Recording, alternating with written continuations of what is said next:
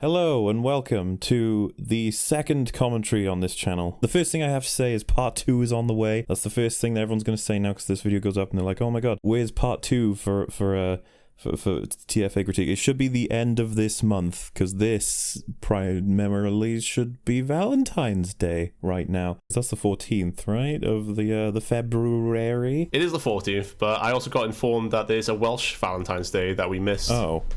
So you missed that chance. We'll just go with the classic Valentine's Day. But yes, the end of this month, because that's when you'll be hearing this, you can expect part 2. I'm not going to say the exact day yet, because I'm not 100% sure when it'll be. But yes, we got another audio commentary prepared. And there's going to be a few changes, because I did appreciate that a lot of people weren't a huge fan of some of the choices with the music, so it'll be like no backing track outside of when there are silences. That's going to be the goal this time, so see how everyone feels about it. And probably less screenshots, just because it allows me to get it done quicker. But yeah, it's kind of funny, because we're going to be watching a movie that's so far away from the previous movie we covered on this channel, technically. You go from Star Wars The Last Jedi to True Romance, which I don't even... How many people would typically have seen this film or be aware of it, I wonder? I don't know. It's, because, like, it's considered part of the Tarantino universe, but nobody talks about it when they talk about Tarantino.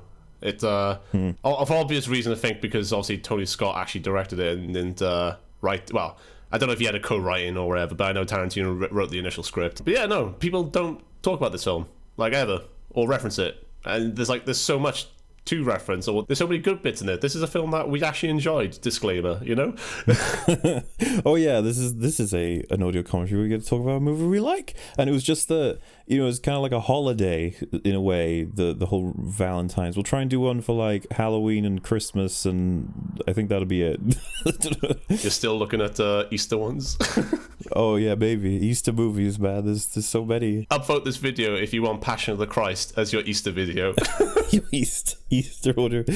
Yeah, so clarification for anybody who doesn't know as well, we have not started the film yet. This is just a quick intro, and then we will, because we want to make sure everybody's synced. We're using a copy that is 2 hours, 1 minute, and 1 second. Probably the PAL version, because I know people asked about that before with the TLJ. So yeah, we're good to go, and we'll just provide you a wonderful commentary of a movie, a truly romantic movie. From 1993. My goodness. Oh, how time has flown. But yes, are you ready, Alex? I am indeed. 3, 2, 1, go. Oh yeah, I should probably say that. I don't even know if it's necessary to just be like, yes, I am joined by Alex. I mean, hopefully it's going to be me and you every time. Yeah, I was like no introduction, like cheers. I didn't introduce myself either. It's accepted now. It's just... Yeah, but everyone knows who you are. They're on your channel. What the fuck are they doing? Every commentary will just be us two, and then sometimes a guest, because, why not? Depending on what movie it is. Next video, I'm going to tilt everyone, and I'm going to introduce it, pretend that I'm MauLer. Fuck you. People might be like, oh, you just sound a bit different. Maybe you're just ill. Yeah, I've lost a few octaves. Excuse me. But yeah, this. Would you be comfortable in saying this is one of those underrated movies, like seriously underrated? And by rated, I guess I mean unknown. Yeah, I was about to cut you off with that. Yeah, I don't even say. I don't see people badmouth this film, but I don't see people talk about it either. Of course. Yeah. Typically does well. Yeah, and like I do consider this like a generally pretty good film, and it's got a tight script. Tony Scott does a good job, and it's got so many actors in it. It'll blow your mind. Yeah, it's like a selection of movies, but like Black Hawk Down is one of them. I guess Rat Race in a way, but like movies that are just like, why are there so many actors in this movie, sort of thing. And a lot of the time it's just like a time capsule where they were all in the right positions in their careers. Yeah, small actor or small roles and shit. Jack Black had a cameo, but he's not actually in this. Well, he had a cameo in a deleted scene. Well, that would have added to it. Oh, what's that movie with Will Smith? Fuck, why have I forgotten it? Where he's like evading. Someone drops a thing into his bag in a store. And then Enemy of the State, is that it? Oh, right, yeah, Enemy of the State, yeah. That's got a shit ton of actors in it, and Jack Black and Seth Green are like the two IT technicians in that movie, and it's just like, huh. Yeah. Yeah, Elvis is in this as well. Yeah, so this is I guess establishment that he's not quite having luck with women, I guess. Well, he's a bit of a deadbeat, you know. Interestingly enough, I don't know how popular she is, but she's I know her from Unforgiven. She's the person who gets cut up in Unforgiven that starts the plot in the movie. Oh yeah. Bloody hell. Everyone is in this film. Yeah. No, but yeah, you gotta bear in mind that is it Clarence Christian Slater's character, bear in mind it's his birthday right now. He's hanging out in a dive bar and he's talking to somebody who might be a prostitute. Yeah. I would never go with this prostitute. She has the most hideous of earrings. Someone's probably offended by that. They're gorgeous. But yeah. Well, I was gonna say he's not got a great life. It's more of he's got the comic book store and he goes to see movies all the time. He's like a nerd's nerd. Yeah. This must be what like people who watch films all day do. They hang out in sleazy bars and fail to score with prozzies. And then you got True Romance, which is... It's almost like this movie acts as like a meta response to how it's like, screw the sappy standard relationship movies. We're gonna have fun with this one. And you have Val Kilmer, also known as Elvis Presley. Oh well, yeah. I mean, shit. Samuel L. Jackson's in this, and he's literally in one scene. Although, what do you call? Yeah, Christopher Walken is also in only one scene, and then I think Dennis Hopper is in like 2.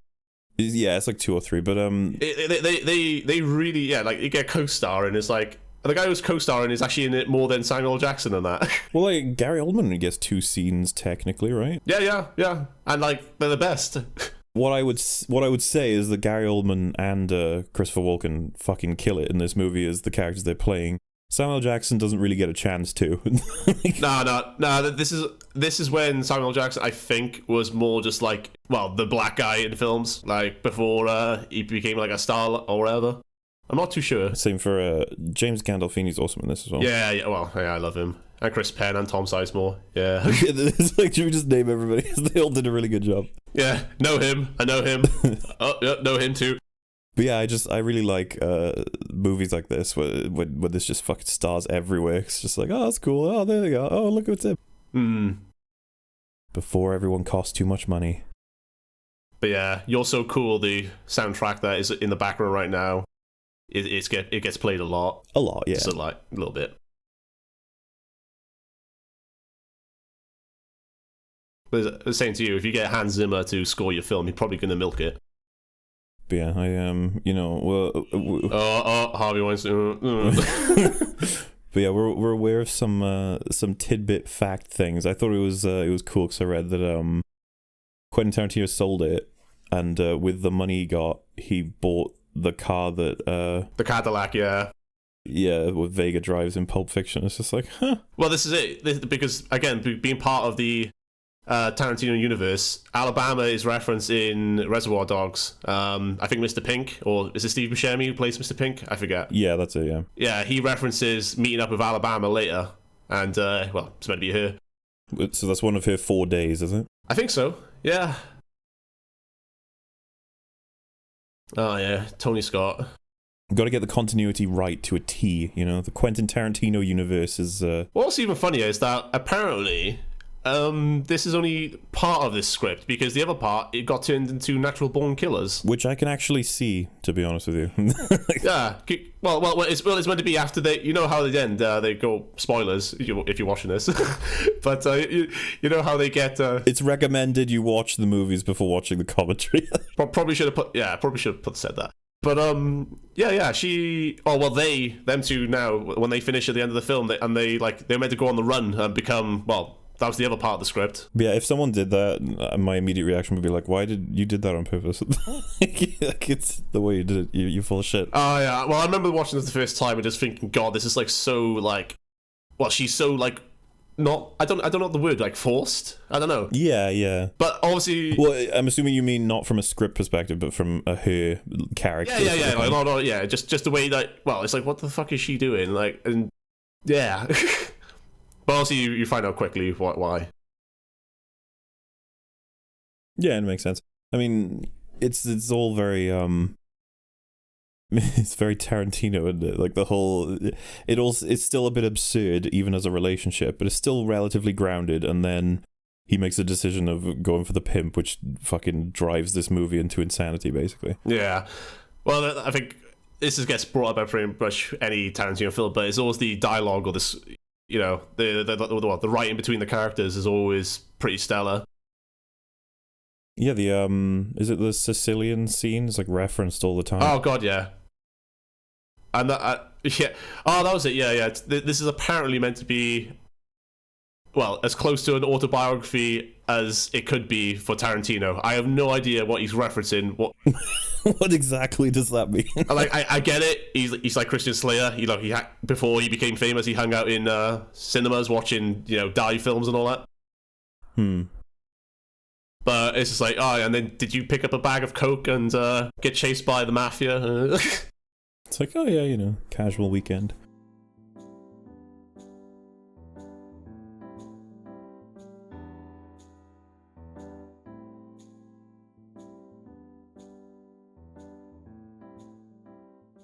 But yeah, it's an interesting sort of take, because like, how many does this movie actually count as a romantic, I don't know, comedy, action, drama, thriller? How come we never get pie when we see a film? I mean, pie is a specifically American thing, you know. They don't have pies anywhere else. They haven't made them yet. It's not invented. No. I forgot running water was only invented in, you know, England like last year, wasn't it? Wow, they ripped this off in Pulp Fiction, you know, the diner. It's because it's cheap and easy to film in. And it's nice and real. People hang out in diners. Yeah. Without naming this film, and not Mr. Robot, name a thing that Christian Slater's been in like ever. Ever? Yeah. He's been in Alone in the Dark. That's it. Was he in Interview with a Vampire? Yes, he was. Yeah, he was the interviewer. Wasn't he? Yeah. Shit. And he was in the second Hollow Man. I believe he was Hollow Man in the second Hollow Man. Oh, I only ever watched the first one. First one's a weird one. It's like, I don't think it's half bad. It's just weird. Well, is Kevin Bacon wanted to be a rapist, and he gets invisibility, doesn't he? I always remember when I first saw the scene where he starts to go invisible. It takes like layers off him, see like all of his organs and stuff, and I was like, ew. Yeah, but that makes me wonder how that works. Well, shit, we're not talking about that. Yeah, film. I know. How does any of it work? Oh, this is what she says. Oh yeah. What did she say? Persians are turn offs. Yeah. And yeah, apparently like they filmed the scene many times, and she basically did every ethnicity she knows. She said it was because she wanted to be equally offensive to all people. What a time to live in. I know. The other thing that made me laugh was, you know, her on about Mickey Rourke turning it on. It's like, mate, in 2019, Mickey Rourke only turns on his juice blender. He doesn't work for anyone anymore.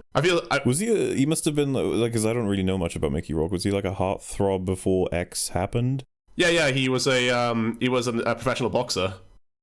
Oh, okay. And then he got his face absolutely fucked up, and then he plastic surgery the fuck out of it. And that's why his face looks like mush now. Poor guy. Yeah, Google it. Like, yeah, back in the pre-surgery and all that, yeah, he was a heartthrob. God, dude. Wow, what a swell place to work. If someone said that, I'd be like, are you fucking with me right now? Is that what you're doing? This is my bedroom. Please get out.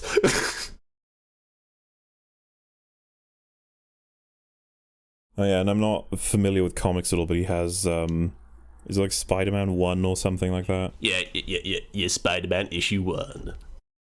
Just like, it's probably worth a decent chunk of money. She should have stolen it.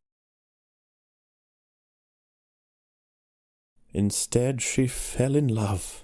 There was loads of people that were going to potentially play her. Yeah. I was interested. Julia Roberts was one of them, and I was like, wow, I don't think that would work. I'm not going to be funny. I don't like Julia Roberts in anything. I always in my head I'm like, oh, Julia Roberts, yeah, I know her. She's a very blah blah blah actress, and I'm like, what is she in? And I was like, what has she been in the past? Like something that's not 15 years old. I don't know, but I don't pursue Julia Roberts anyway or her films. So I remember she was in Runaway Bride, and that's really old. She was in, is it Notting Hill? She's in Notting Hill, yeah, with Hugh Grant, yeah.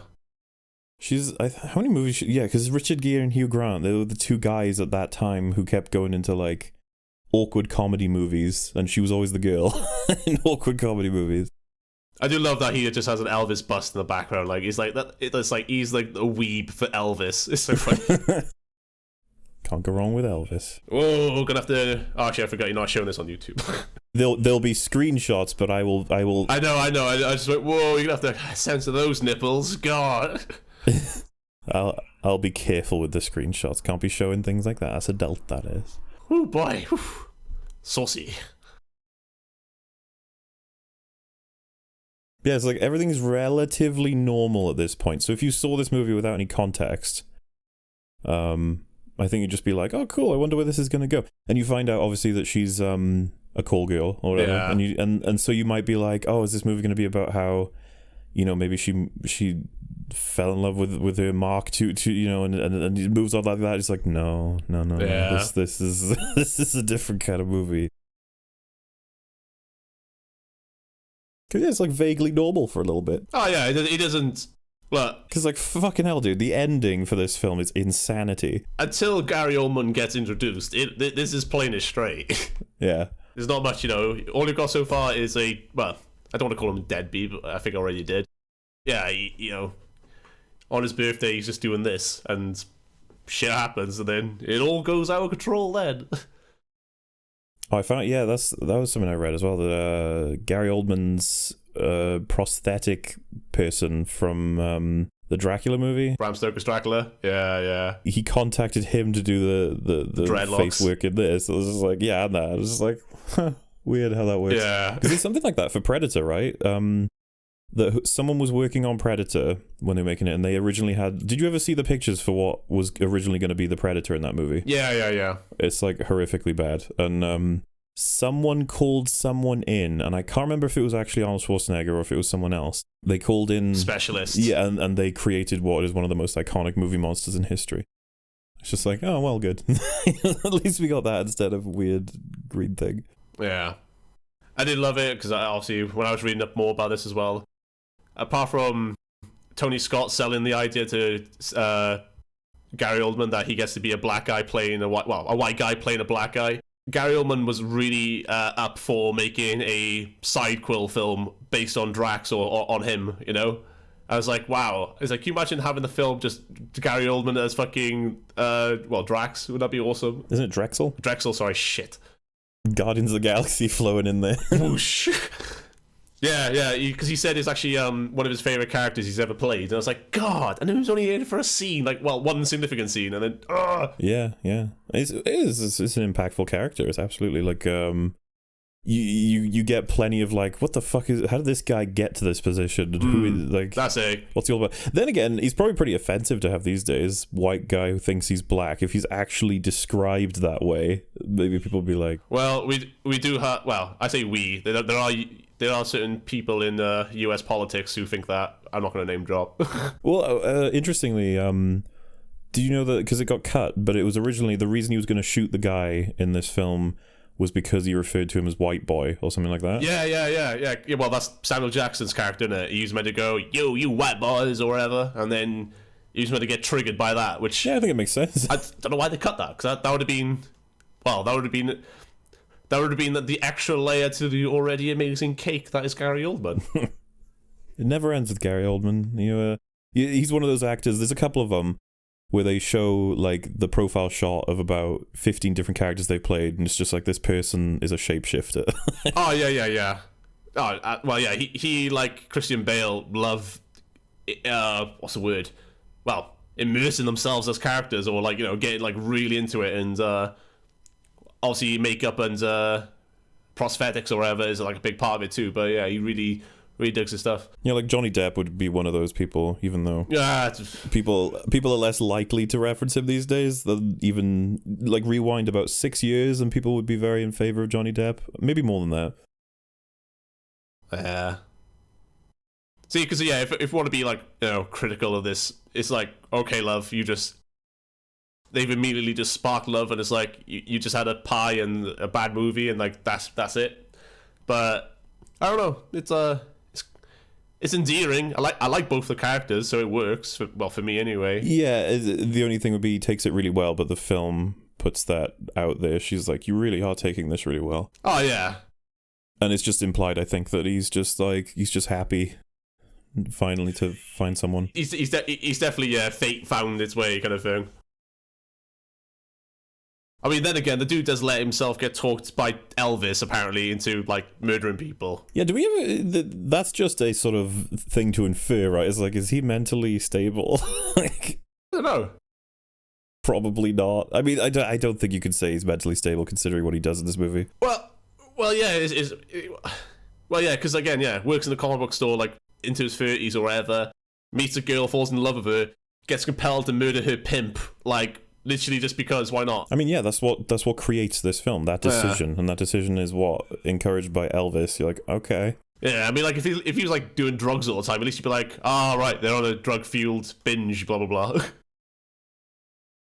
Did you know as well? He's referred to as the mentor. Because they couldn't use Elvis's name. No, yeah. You credit Elvis Presley in the titles, the estate might go after you.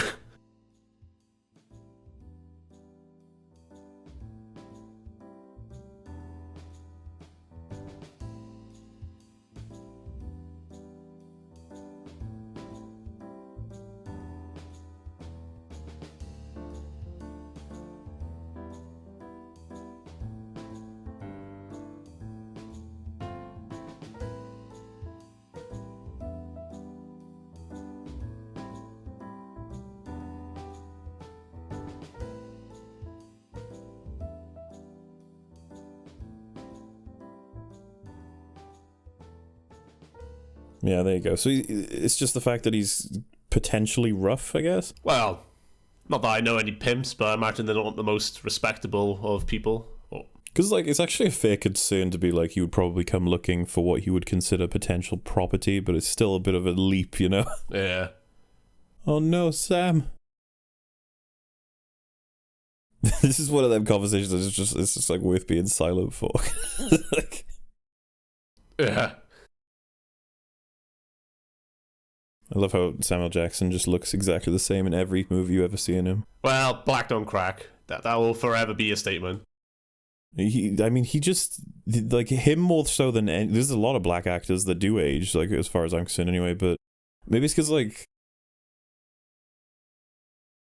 I think it's the hair. I think it's because he was bald for so long, because he didn't seem grey or have that transition. Yeah, and he didn't, he hasn't gained or lost weight significantly either, so he's sort of just... Yeah, he's maintained the same, weight. Oh, yeah, physics, well, not physics, physical forever. There we go. But yeah, because it's... What's the movie? You weren't hoping that he was going to be the main character, were you? Well, that's the thing, it's like Samuel Jackson's in this film. You'd be like, did he... Oh, okay. God, can you imagine hyping somebody up a few years in the future about this? It's like, oh yeah, Samuel Jackson's in this. Oh, cool. His ass blown. Yeah, why I'm forgetting. Oh yeah, Jackie Brown. So that's the Tarantino movie that I would say Samuel Jackson's essentially like the antagonist for, isn't he? Yeah. And then I'm trying to draw the Samuel Jackson map in Quentin Tarantino universe, because he's the piano player in Kill Bill. He's obviously like one of the main characters in Django Unchained, and then Hateful Eight as well. That's the other thing. Have you noticed that basically any film they're watching is probably a huge influence of Tarantino? Yeah, that makes sense. Yeah, that's not going to happen at the end of this film. That's the thing. This film sort of just it was squeaked away. It's about to squeeze it. It's about to eat his crazy pill. Yeah, that's true. I mean, we kind of already... It's like you said, it's once you meet Drexel, that's where this film is like... You're like, wait a minute, what's this film going to be doing?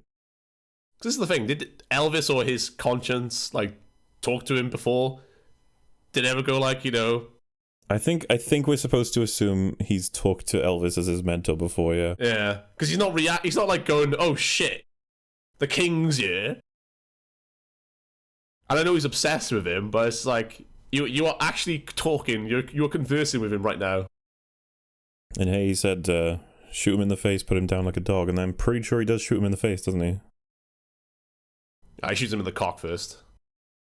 Well, to finish him off is what I'm talking about. Yeah. He goes, fuck you. Yeah.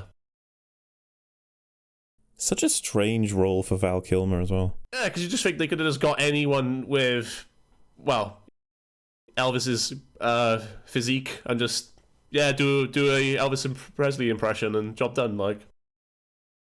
I was going to say, like, if it was the voice they needed, it's like, again, you wouldn't even need him on set. You could have just recorded it somewhere, but, yeah. Whatever works. Yeah, because it took 8 hours to get him into this, whatever this is. But I was just like, isn't it just... I guess there's probably like some facial makeup they're going on as well. Yeah, and then decide not to like show it in the final cut. I don't know. That could be to do with like some kind of legal issue, for all we know. Because the fact that he would have spent that long with makeup means that they probably intended to do something with it, right? Oh, and I was curious. I was like, in terms of, because this film really doesn't get much coverage, I was like, I wonder if there's like, the Chris Stuckmans of the world have actually reviewed it. And I literally typed in true romance review, and I could only find like a handful of videos from, channels that are like obscure and stuff. Like this movie really is not covered that much. So I am curious to see if people are going to be like, true romance? What's this? Yeah. I'll be like, oh well, I mean... Well, this is it. We didn't want to pick... Well, we sort of joked about like actual romantic comedies, didn't we? But I was just like... Well, hey, I mean, there's always next year. Who knows what we'll cover? I don't want to do a romantic comedy. I don't think... That's what it's all about, Al. You gotta go outside your comfort zone. We really want to do films that are either like really good or really bad to talk about. Like films are just like, oh yeah, that joke was funny. I mean, there's probably fun trivia. Though, you know what? Love Actually is another one of those movies where there's loads of actors in it and you're just like, fucking hell. Love Actually is probably the only one I reference and the only one I'd willingly sit down and watch. Probably, depending on what you count. Like, it's like my favourite work from Rowan Atkinson, his scene in that movie with Alan Rickman is so fucking funny. Would you like it gift wrapped, sir? It's such a strange role. He's gone. I think, he turns up in like one more scene for a few seconds or whatever. Yeah, he's just the jewelry man, isn't he? And then like Alan Rickman's like, oh, go on, what are you going to do? Dip it in chocolate? Weird line of thoughts, but there's a like a solicitor's that's something like Johnson and Snape or something like that. And the I was just thinking of like, can you imagine, that's like a comedy skit. You'd have, you walk into a room and there's like an actual attorney guy in like a suit and he's like, my name's Mr. Johnson, and then there's just literally Snape in his like full outfit just sitting on the desk as well. Just like they're like just sorting out soliciting whatever. It's like the formal guy sorts all of it out and Snape is just sitting there looking at you. Like what does he do for this? It's like, don't worry about him.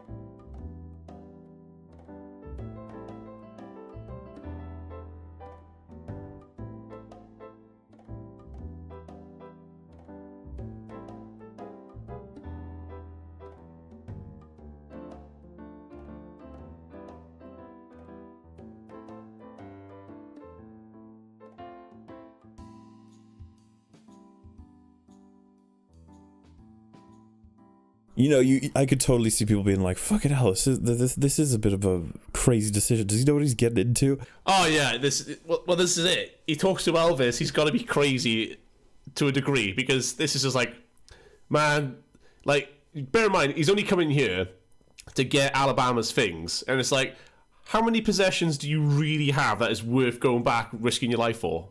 Yeah. And, like, he does this really ballsy approach now, he does, with the fucking offering, you know? And isn't he, like, he is going back for the things or whatever, but he does intend to almost, like, he's hoping to get an excuse to kill him or whatever, right? Oh, yeah, he's getting pumped up, he is. I love the low-hanging light as well. It's such a weird thing that I don't think I've ever even seen in a film, really, and he uses it as, like, something to throw at them, to spotlight them. Yeah, like intimidation in it. Yeah, it's such a bizarre little choice, but it's just good for, like, I don't know, the character of the environment in a way. Oh, yeah. That's the thing, they must have spent so much time sorting all this out, and it's such a quick, like, you know, sequence. Yeah. Hey, I'm pretty sure that's Samuel Jackson's line. He's patented that.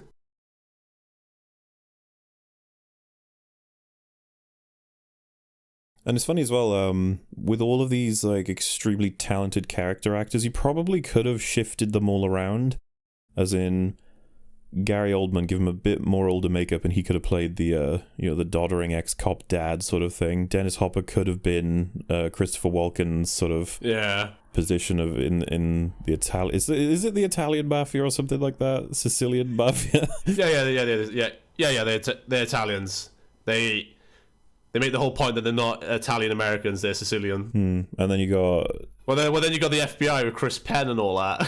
Yeah, because they don't forget they show up later with the well at the end because they go to California, don't they? I thought it was cool that why am I forgetting his name? Tom. I've forgotten the second name. Tom Sizemore. That's the one. Tom Sizemore recommended Tony Soprano for the role of Thingy. Did he? Yeah, and that's how he got it. And it's just like, it was nailed. I feel like he really did a good job of being that. Oh, well, James Gandolfini is brilliant. And yes, you will watch Sopranos one day. One day. I'll get around to it. And it's funny that I referred to him as Tony Soprano before James Gandolfini, because I've forgotten. Everyone, well, that's him. You know, it's the role he was born for. Although he has got a quite distinct surname. Oh, yeah. Are there any movies with him and Robert De Niro in? Oh. As, like, Italian mafia people? Probably. Mine escapes me right now.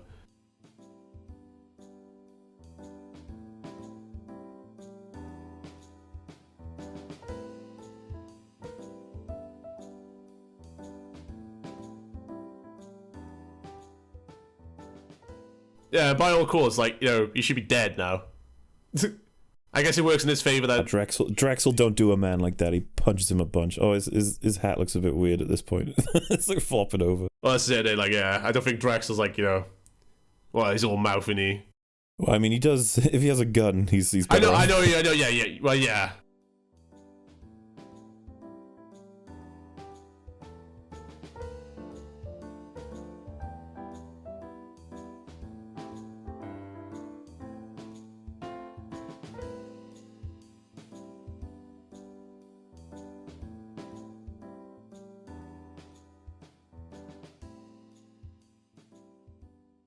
There you go, defeated. They should have patted him down fully, though. I mean, fuck, this would have been an interesting film if Drexel literally just shot and killed him, and then it'd be like, now what? Like, what happens now? He goes after Alabama. Yeah, he nearly does, doesn't he? I guess she would have been captured, taken back here, and then the credits would have rolled. Yeah, it probably is more crazy than yours, probably. Yeah, because he asks for, her things, right? And then like the girl just gives him the fucking cocaine bag, coke they just got. Yeah.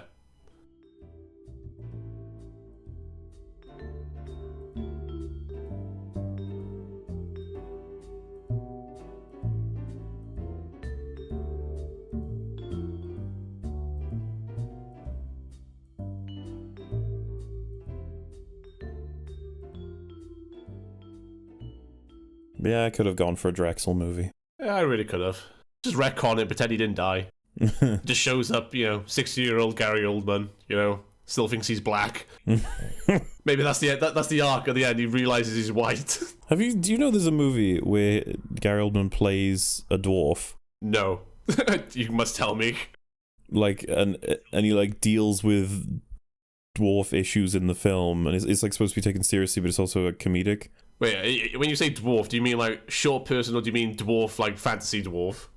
Like short person. Right, I was gonna say, because I was like, Gary Oldman plays a dwarf, and he wasn't in Lord of the Rings. What? It's like you watch it, it's like kind of super offensive, and it's really weird because like I think the way they did it was he had like his legs strapped back so he walked on his knees, if you know what I mean. Oh, really? And then they gave him like a hunch prosthetic. It's really, I only know about it because Cynical Reviews did a video on it, and it's like the most bizarre thing ever. I had no idea that he did that. Check that out. But very, very bizarre from what I saw of the movie, and I don't think it was well received. Like I would imagine a lot of people found it offensive. Yeah, and so goes Drexel. Oh well, good film. We'll do this again soon, will we? I mean, yeah, we already watched for Drexel. But yeah, it's so weird how many characters are only in it as if like, passing through. Yeah. Or well, dying. Yeah, her reaction here too is very interesting, because he's partially like crazy, and then she says it's romantic, and you're like, oh, this movie's having fun with itself. Yeah, I'm pretty sure that there's a play with the title being, this is true romance. I think that was it. It was I think the slogan for this film or something like that was like, tired of relationships, try romance, or something like that. Like, did this movie do well? Did it make money? I don't know. There's probably, obviously now, with the internet, obviously films can become iconic or, cult films, regardless of their financial or their initial success, Well, like, yeah, did Blade Runner make its money back, or did it not? I don't think Blade Runner did. I know it got panned in the cinemas initially. I mean, for good reason, but yeah. This is interesting. According to IMDb, the budget for this movie was $13 million, and its gross in the USA was $12,200,000. So worldwide, it probably made back, but it didn't even break in the... Assuming it was released worldwide, because it doesn't have any information on that, which... Actually, yeah. Like worldwide in theaters, I don't know. Yeah. This is another sex scene. I got to calm down in a second. This is I have to open up a window. I just love the idea that it's like, oh baby, you got me my favorite. Oh fuck, I completely forgot as well, because I was just thinking about like how this movie progresses. Brad Pitt is just in this movie. Oh, he's my favorite character. He's the perpetual stoner who just lies on the sofa all day. He keeps getting visited by people who would easily kill him if he said the wrong thing, and he's just like, yeah, they went that way. I swear he offers them a drink or something like that. He's like, do you want a drink or something?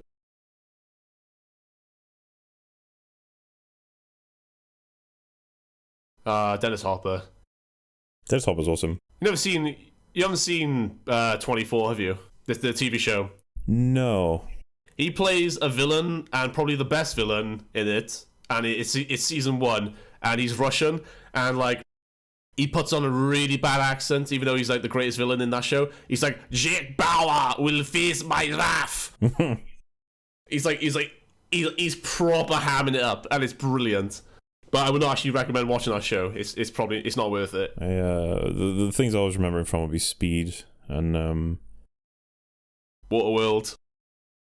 I remember from wasn't he in the Mario movie? Yeah. He was Bowser, right? But yes, it's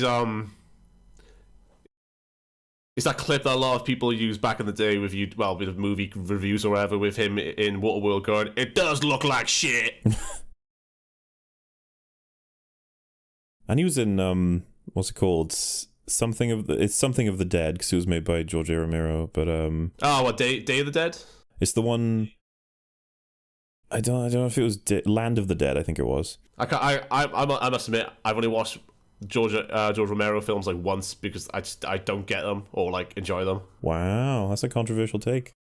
I don't know, because I like zombies. I know it's. I like the original Dawn of the Dead, even though it's a bit silly. I don't know how far I'd go for rating it as like an amazing movie. I mean, the interesting thing is to watch it back to back with the remake to really have a look at, you know, the differences between the times they were made. Yeah, like the evolution of zombies and that. I mean, are there even... The only thing I know of that's popular that does slow zombies now is The Walking Dead, and that show is a zombie, so like it's pretty much a dead art to do slow zombies. Oh yeah, I mean, The Walking Dead, it's such a... I'm not gonna have a joke for that. Fuck that show. Well, when we watched the... I was about to say, like, spoilers, but we watched the clip of what's happened to Rick recently, and it's just like, oh my god. Oh, Rick. Oh, fuck me.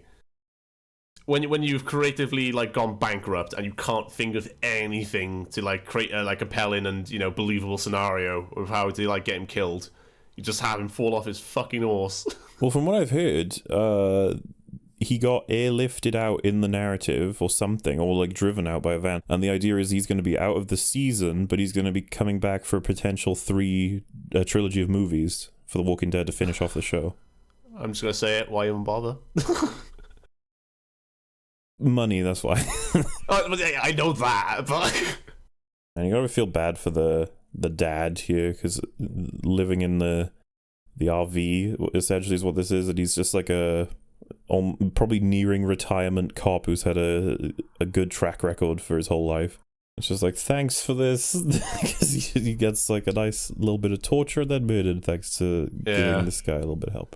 And even the the worst bit is the whole, he left the information on the fridge and then you see it after they'd blown him away.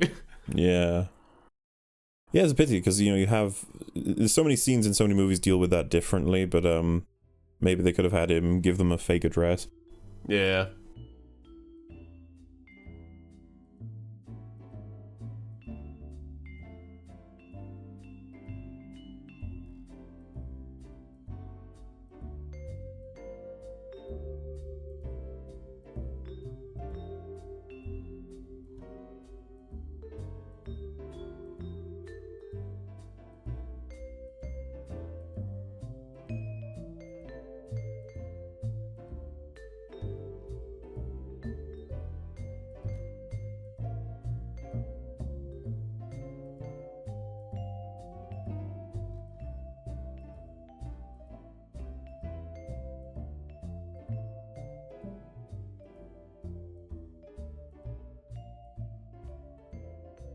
But yeah, Mr. Robot, as far as I know, is all that Christian Slater's got going. I don't even know if he's in more than season 1, because we didn't get that far, so... I just remember the whole, why does Christian Slater look like he's homeless and he just walked on set and he's just like...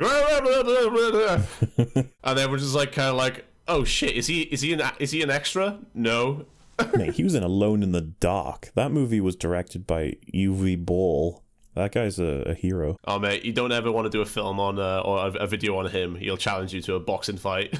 Yeah, and I got to accept, so that ain't happening. Oh, that's right. He's probably like, what, in his 50s, 60s now? I'm sure you could break him. Are pistols allowed in like MMA boxing fights or whatever? Yeah, just put barbed wire on your gloves. That's all right. Yeah, this is pretty heavy stuff to put on your dad, dude. I don't know. I'm sure there's like an overarching like theme or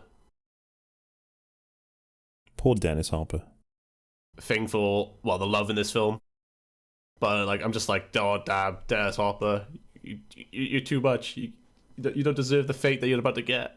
I mean, yeah, there's definitely an element of like love comes above everything. You'll make dumb decisions in favor of it, whatever, because love is something we should all cherish and hold on to. Yeah. I mean, you could probably draw it with a lot of the characters, like how the guy who is an actor gets wired up to keep an eye on the thing, like oh well, yeah, here he is now. Yeah, remember he's like, I loved you like a son and you stabbed me in the heart, or something like that. Yeah. Oh yes, Michael Rappaport, who I only ever remember was in The Sixth Day. What else is he in?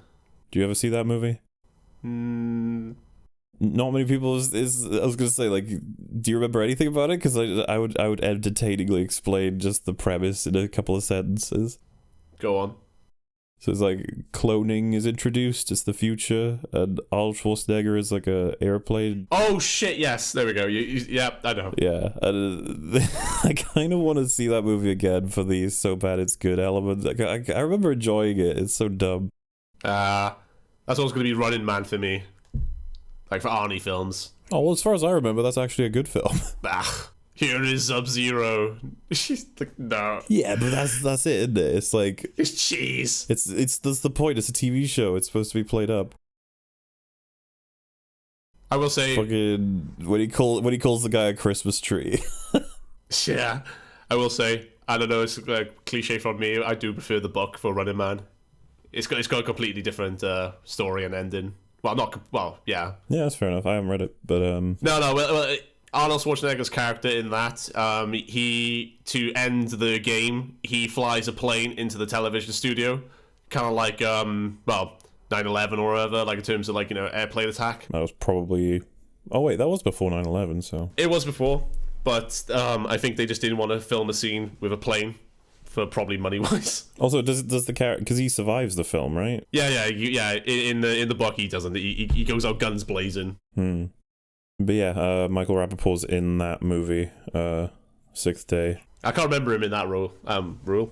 Well, the only I don't necessarily remember him in the. I just know that guy was in that movie, and I don't remember anything else that he's in. I'd actually have to look it up because. It's weird because it's like, I recognize him, and I'm like, why? It's like literally one movie, I think. Oh, you know what else, Dennis Hopper? I just remembered. Have you seen, I think it's House of Nine? Yeah. You showed me that one back in the day. Oh, shit, yeah. Because I always found it interesting. I never thought it was like a great film. Yeah, no, isn't it? It's done better in a quest in Oblivion, Elder Scrolls Oblivion, where you go in as a member of the Dark Brotherhood and you have to kill all the members or all the people in the house, and they're all locked in the house to get treasure, and then, it plays out way better as a game, in a game. Well, I was going to say, it's, funnily enough, technically speaking, you got House of Nine is kind of the thing. The Mist is arguably a similar sort of thing.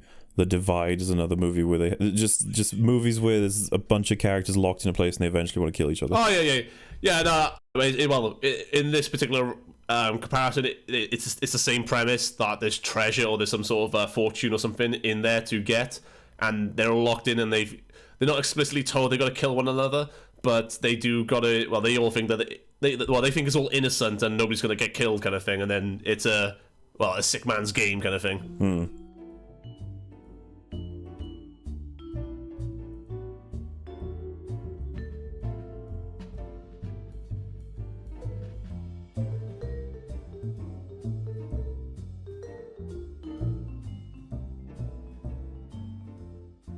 10 Cloverfield Lane, does that count? Wait, he was in that?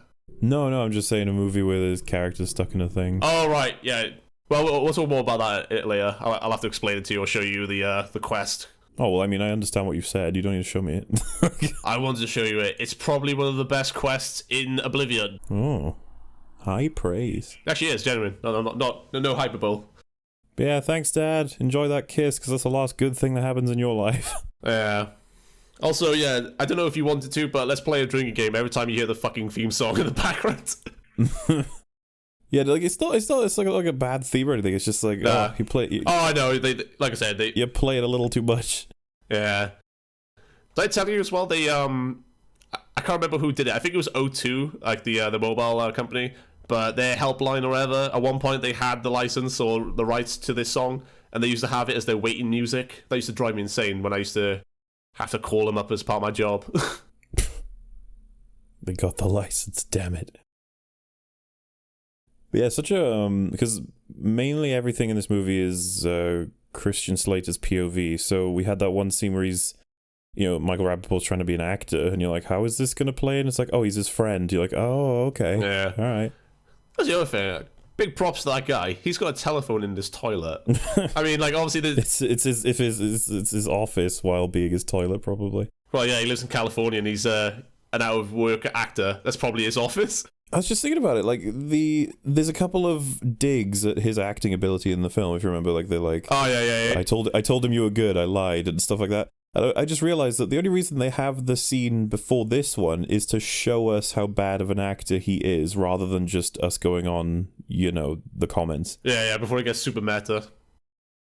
So it's interesting, because I'm trying to think of how many scenes in this movie actually take place irrelevant of Slater's POV, but also... Yeah. If the scene... Because you could count the Drexel one as well, which is supposed to just set up how crazy Drexel is. Well, Yeah, it's that, and then obviously Dennis Hopper with Christopher Walken. I was going to say that's caused by Christian Slater, so I'm okay with that one. I get you where you're going at. Like, so some of it is like flavor text, or well, yeah. You just put those clothes on. That's not a way to treat a lady. Yeah, you shouldn't. This is a bad example. I've always felt bad for him in this. He's like, guys, you try to tell me something. Okay, fine. Hang up on me, whatever. Yeah. I mean, you know, he was taking a shit and they're having sex, you know. It's like, you know, everyone's sharing today. This is true romance. This is raw humanity. Yeah, I didn't want to see his raw tongue. You should always check that before going to the toilet, dude. Somehow I got a feeling that Floyd's not going to bother getting up and getting it. I always thought that broke immersion. The fact that we see Floyd standing in one scene. Yeah, I don't know, man. I just love this whole bit. I know, we should probably just mute and just take it easy for 10, 15 minutes, however long. Just let it all run through. Christopher Walken and Samuel Jackson, they both actors that whenever they're in it, I'm just like, yeah, go for it. You're loads of fun. I mean, he's in shit tons of films as well. You need to see Seven Psychopaths still, don't you? I do. Christopher Walken helps make that film amazing. I wonder if this was done in one day of filming or not. And yeah, I really like it when Christopher Walken plays bad guys. Oh, yeah, definitely.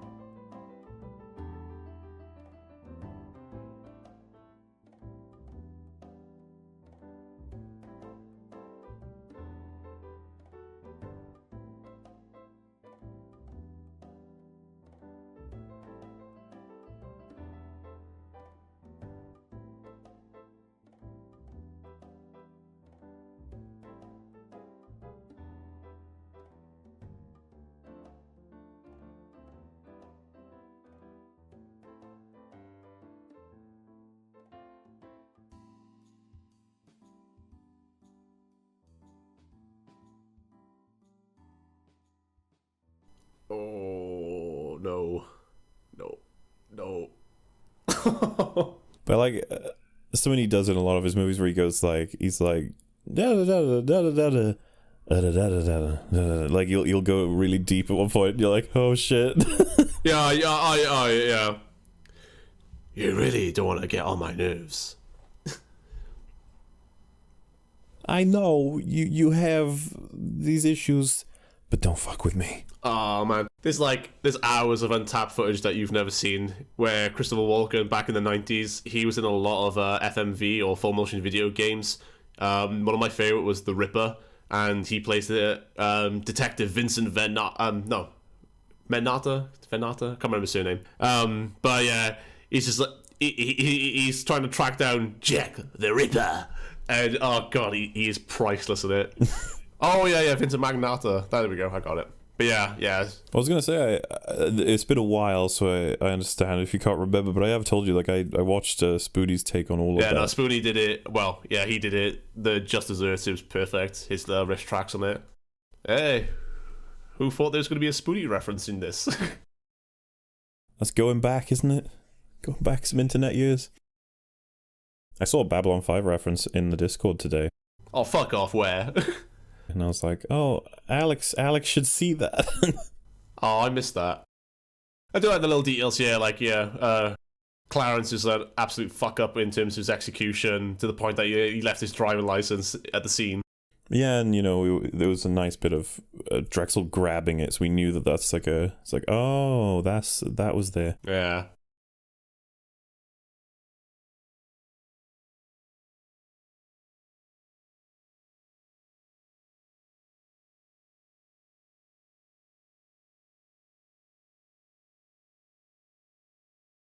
I wonder how this scene would have gone if those two were swapped.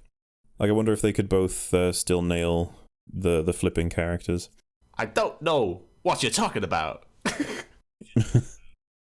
you ever see Welcome to the Jungle is what it was called in Britain, I think, or Europe, and it was called something else in other places, but...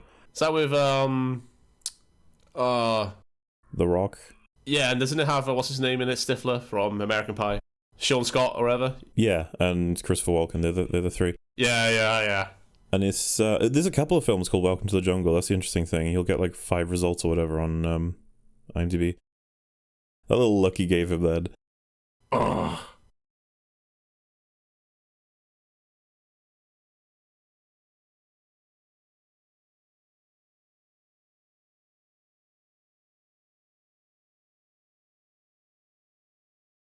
But yeah, man, I don't know. It's just the idea of like a mob where Walken is in charge and you've got Gandolfini as one of the members. Just like, oh, I want a movie where it's just all famous actors and that's it. But, you know, not terrible.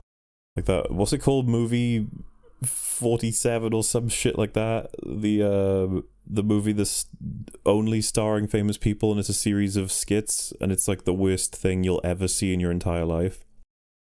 I don't know if I should be ashamed. I have no idea what that is. It's better that way because holy shit, I only watched it because the it was like infamous, and then I watched it and I was like, it's so embarrassing. There's so many popular actors and they're all doing incredibly awkward comedy that doesn't go anywhere. And like there's the production story behind it is hilarious. Like it's all over the place. Went through like a million directors. It was always supposed to be really funny. It didn't turn out that way.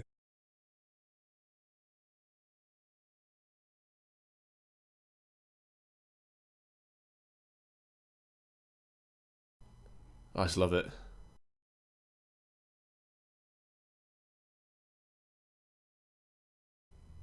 me just say, they went to California. Like, there's a big enough place for that, like, you know, to, you know, send them on a wild goose chase. I always figured when he says he wants one of the Chesterfields, that's him basically saying, yeah, I'm gonna die. Yeah. I was kind of hoping that you pull out a gun and just go, oh, wait, I got the light. And then he has his story. I feel like we have to be quiet for this shit. This is probably too racist to show, like, in new films now. Oh, totally, yeah. What he's about to drop on him.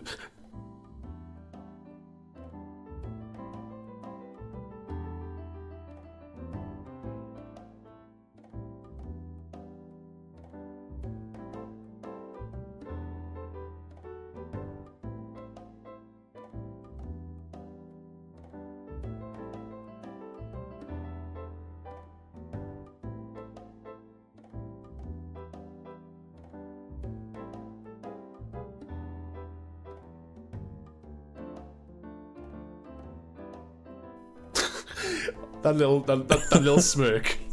Yeah. It's such a what? Like that little my. The fact that he listens to his entire thing too.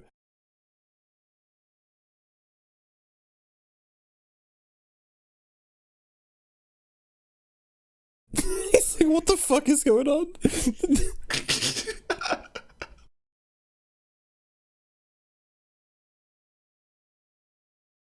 You know, I'd love to see on YouTube a Christopher Walken react series. I'd just love to see his facial expressions to like some random shit.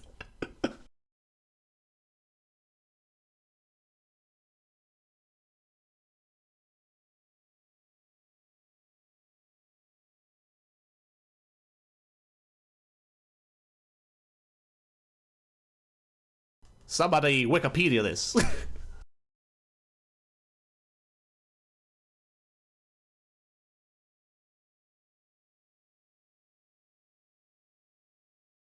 I'm pretty sure he's just reserved to the point where he's like, I'm gonna kill this guy. Like, straight up, I'm just gonna kill him. Oh, yeah. Oh, God. It's always unnerving when the main bad guy is the only one that laughs in it. Yeah, because all the subordinates are like, oh, God, he's angry. I know that guy in the background is chuckling, but the other guy is just kind of like... And James Gandolfini's just standing there holding his, like, hands...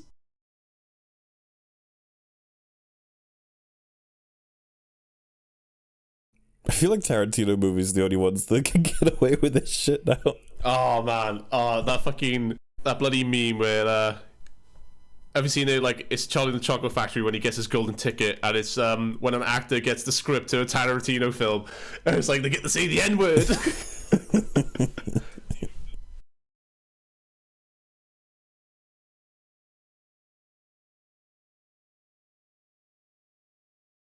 Yeah.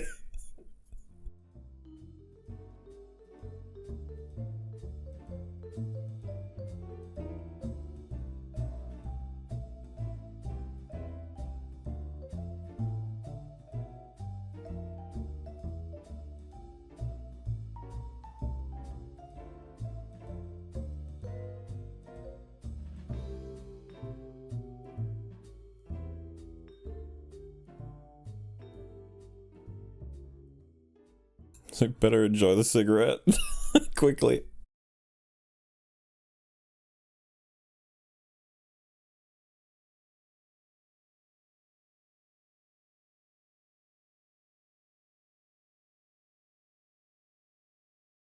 I love that line. Yeah. I haven't killed anybody since 1984. It's such a, like, fuck you for making me kill you. I know, right? Apparently, as well, when they were doing this scene, That's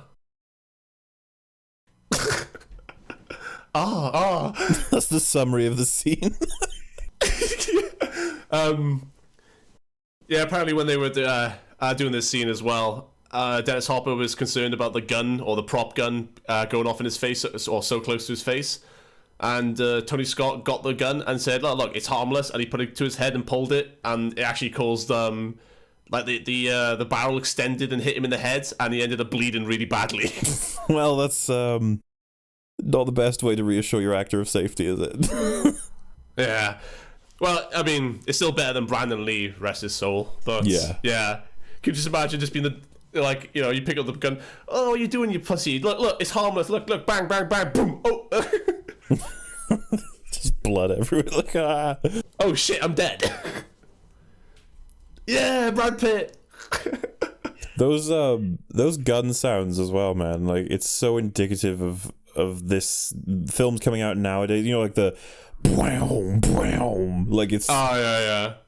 The gun sounds are so much cooler nowadays and slicker. I'll still say that Heat has got the sound design for guns shots as loud and as scary as they can be. I don't know how we would judge best gun sounds for movies. I know. No, let's go get a monk or whatever. Yeah, you know, true. our gun nut friend, and he can tell us. Or Rags. Rags is up on his guns. He'd probably be able to have a good suggestion. Is he? Yeah, I kind of want to watch Saving Private Ryan with Rags. See how he. How does he work guns? He doesn't have opposable thumbs. That's a good point. He's got a human to sort that out for him, I imagine. But he's got a slave. But yeah, like I remember the attentions to details with the weapons in Saving Private Ryan being pretty on point. Yeah.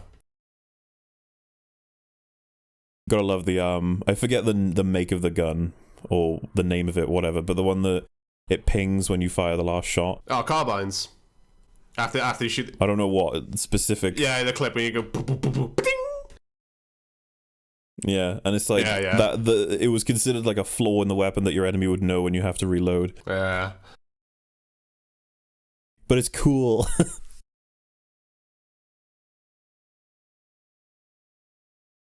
And you know what? That works as a lead in to say everyone should go watch Ahoy and his weapon history videos. Oh yeah, they're some of my favorite. I fucking love that shit. He hasn't made one of the weapon ones in ages now. It makes me sad. I want him to tell me about more guns. I am subscribed to him, but I can't remember the last one I watched of his. Oh, he's still going. He's just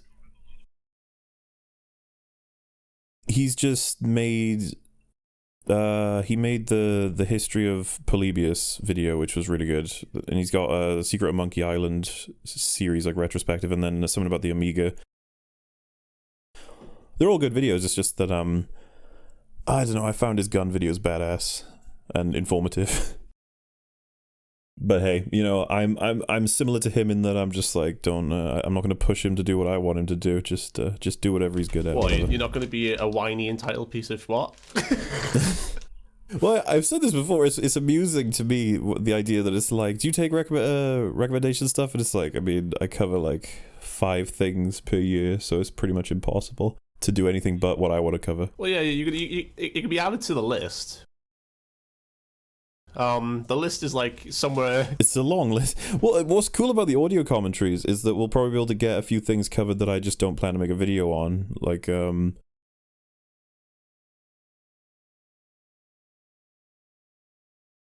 man, I want flies. I'll take flights. I'll have a flight. You know, I'd like to do probably one on like Alien. That'd be cool. Or maybe Terminator 1. That could be fun. Oh yeah. Well, this is well, doing these, isn't it? It's quite relatively easy and stress-free. Well, it is for me anyway. I don't know about you, but yeah, the editing on this can be frustrated to get it all sorted, but it's nothing compared to the fucking TFA videos. Yeah. And it's like, if people don't like it, it's not like, oh shit, I spent my life's work on this. I like to think that these are entertaining. They're not just pooped out. It's all good.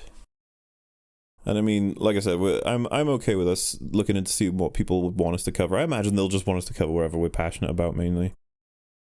Unless, I don't know, there's some specific... I know a lot of people were like, you should do Justice League with Wolf as one suggestion. Oh damn! Oh, if I'm invited on this, if I am, I need to get like loads of Vicodin or something. Well, the idea is me and you, and then one guest. Yeah. Each time or not, but that's cool. Well, it's just a case. The thing is, like, I don't know what it's an interesting challenge for any of them, isn't it? Because it's like, what do we talk about if we hate the movie? It's like, well, we did The Last Jedi, so. Think what we did with Justice League when we watched it before I fell asleep. Just fucking ripping into it, basically. Yeah, we'll have to import Wolf or something to come down. If he was the one to do that, we'd have to import him to come over so he can like kick me awake every time I fall asleep. Oh yeah, the movie producer guy, Lee Donowitz, he's supposed to be a descendant of Donnie Donowitz from Inglourious Bastards in Universe. That's a bit stretch, isn't it? They're all stretches, but it's cool. It's just like, yeah, it's neat. Well, no. Alabama's actually named. I know, it could have been anyone, but fucking, it's perfectly reasonable that Donnie Donowitz would have children who had children. You know, it's all possible.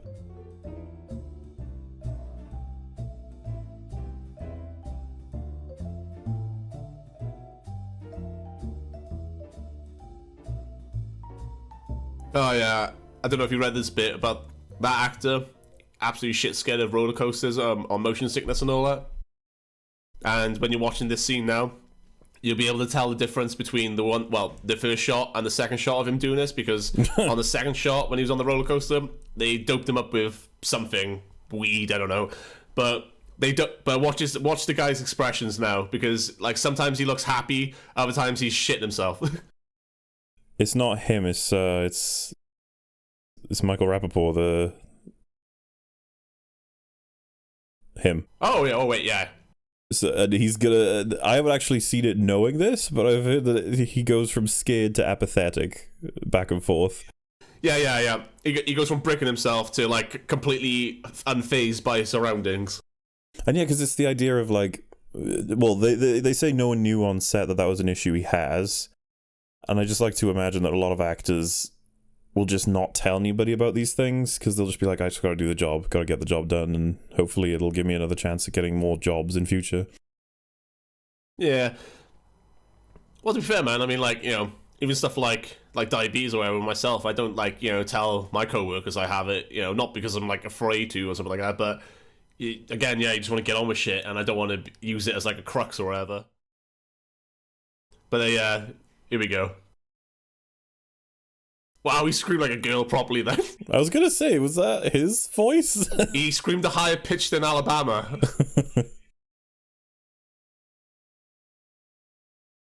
Yeah, because he's supposed to be scared in this scene. Yeah. He's just shitting himself like, as the character or whatever.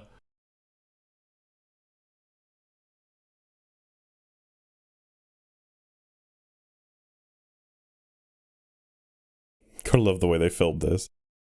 Call me a skeptic, but I think some of those noises are added in afterwards.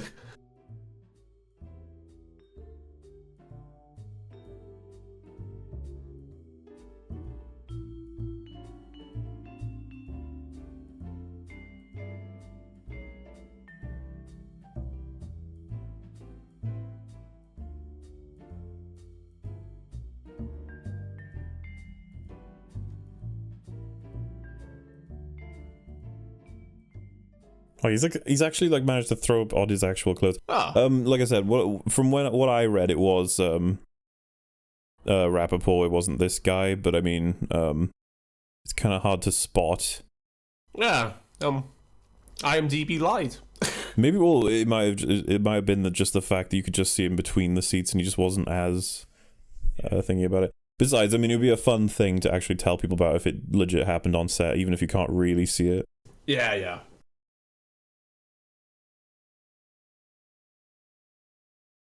Oh, weird connection again, by the way. I was just thinking, because the Lee Donowitz guy, the actor, he's also in Unforgiven. Oh, yeah. He's the, like, the pathetic writer guy who pees his pants at one point. He works for, he ends up working for Gene Hackman, because he was with, what's the name of the actor? Is it Peter O'Toole? Or was it someone else? Well, the old man now. Yeah. Yeah, it's Peter O'Toole. I want to watch that film again. I really like it. Yeah, there he is. Do you remember? I know it's a weird thing to say when you commentate on a completely different movie, but in Unforgiven, when he's with Gene Hackman, and Gene Hackman's trying to like fix leaks. Oh. And then he's like, "You should hang the carpenter." Gene Hackman's like, "Why?" I love how films like in the 80s and 90s like are such time. Well, obviously they're time capsules, but it's like stuff like that car having a built-in telephone, you know? Yeah. It's like totally not a thing anymore.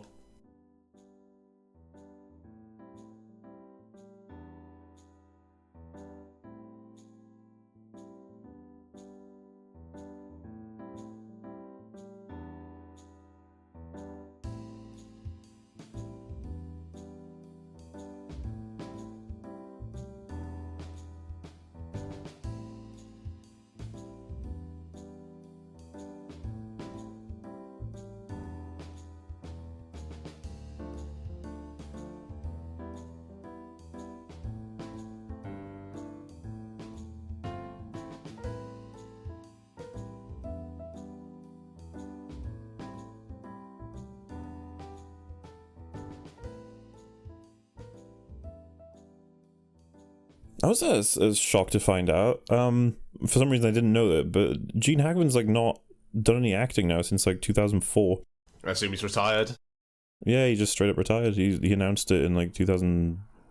I don't know, like 2006 or something. Yeah, well, it's like, and it's crazy because I didn't realize how much I'd be like, oh man, because I actually really like Gene Hackman.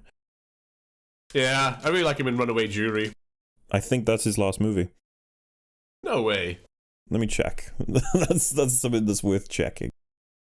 Oh, sorry, it's his second to last movie. Welcome to Mooseport was his last movie. Bloody hell. Which looks like apparently that was the movie that killed it. It's I was like, he's starring with Ray Romano. That could be why. It reminds me of the Sean Connery in it with the League of Extraordinary Gentlemen. That film.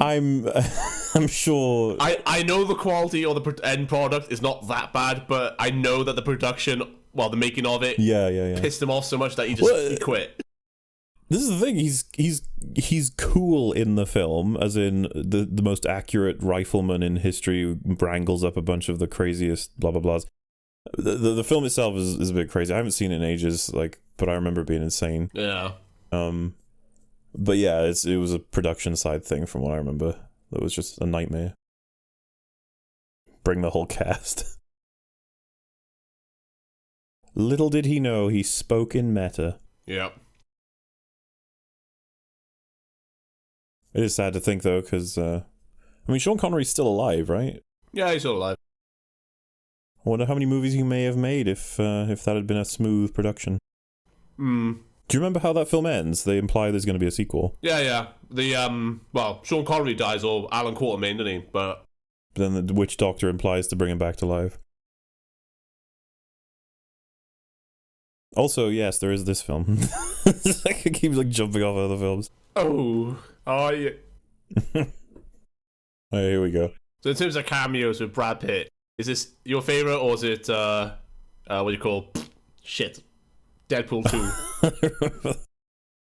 2. I mean, you don't even need to talk about it from like that angle. Think a bit about like there's a movie where there is a scene where a stoned Brad Pitt is trying to watch movies. Fucking Tony Soprano is trying to get information on trying to kill people by talking to him from over the side of the door. You're just like, what is this scenario? I know, right?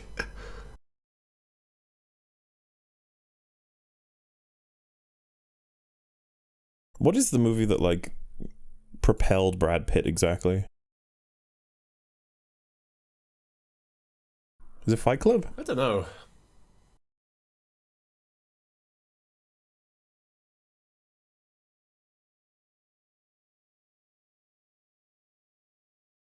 Oh crap, World War Z 2 has been announced.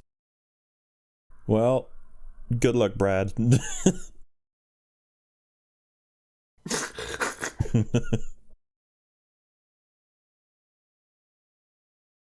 You were a lot nicer than Dennis Hopper. I love this shit though.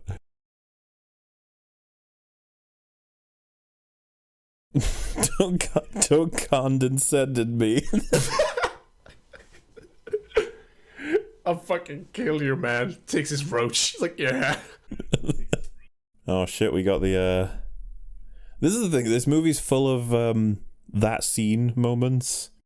Yeah, this is it. I think it's just like it's got a lot of iconic moments, and half of it is because the actors are only in it for that scene to make it iconic. But like, but it works. You know, the whole of her versus Tony Soprano is like kind of insane. Yeah. Oh man, I really want to watch Sopranos now. Stop calling them that. Call him James Gandolfini. I'm not going to call him that because that's not his name. It's Gandolfini. Gandolfini. Yeah, I know. I shouldn't. God, I'm advocating for you to like respect the man.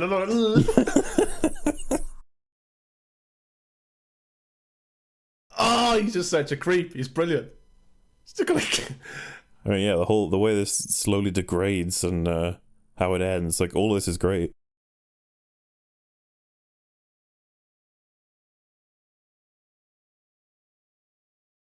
I know, obviously, Tarantino didn't direct this again, but tension in writing with characters interacting with each other, with the suspense building up. Like, I'll say Inglourious Bastards, that scene in the pub or whatever is better than this in terms of like suspense and, you know, shit, but I still love it. Oh, absolutely. But that, you know, it's just another little thing I think about with Tarantino's writing or like, you know, his interactions with characters. That pub scene and the scene in the beginning, those two are like some of the most well-written tension scenes in movies. Oh, yeah.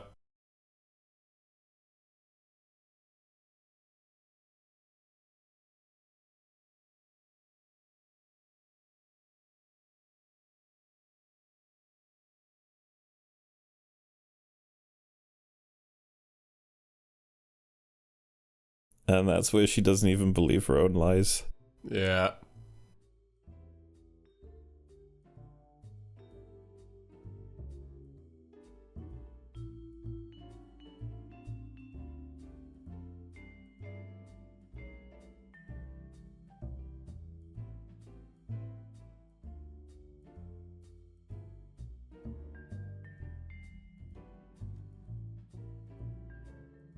Because we're just waiting for when it's going to cross the line of no return of damage.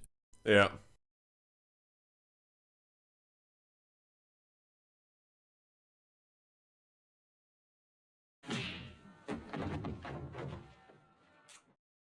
That's another that punch sound. The little eye roll. Yeah. Oh yeah. But yeah, that punch sound and the gunshot sounds. It's like they're gone from movies now. Yeah, movies just now have like punching melon kind of sounds. That's the bad of today. But most of the time they just go for the whole, they've punched like a slab of meat, and that's just, use that sound. I know. Where's Clarence? And when's he coming back? But yeah, like, I know it's a weird comment to make, but what I like about this scene is how he gradually just keeps getting impressed by her.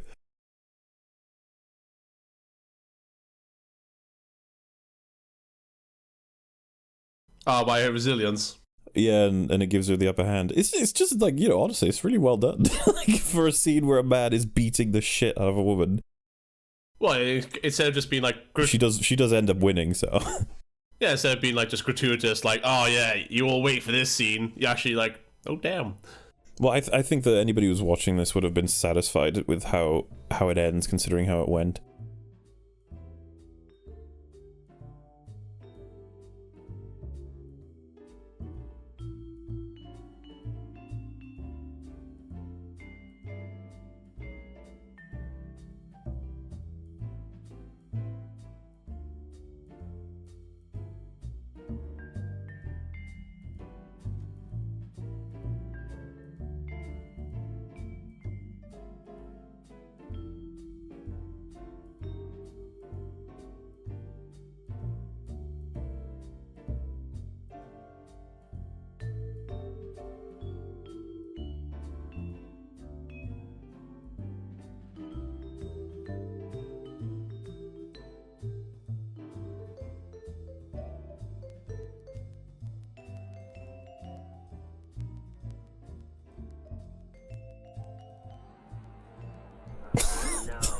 I will never not recognize that actor.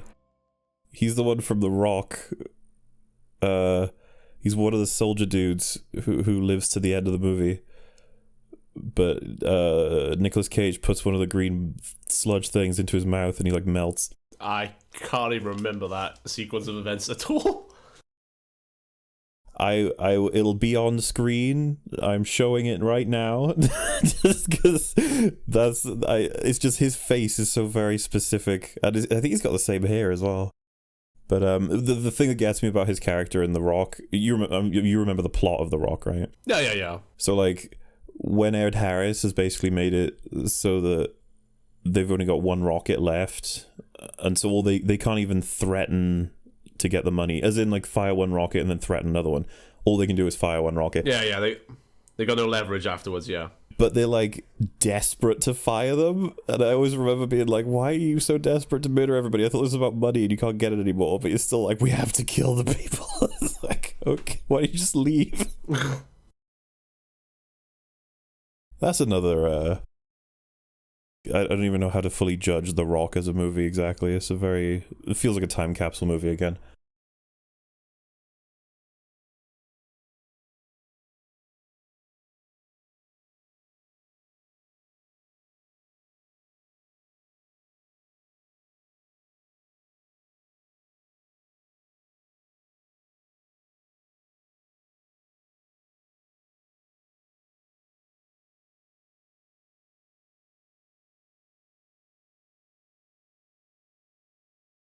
Man, that's so haunting. Like, yeah, I was gonna say it's a really nicely delivered little piece there. he's not even like trying to hype it up, like as if like, oh, if you don't listen to me, I'm gonna do this. He's just like, I'm like, this is what I do. I'm like, I do this 24/7.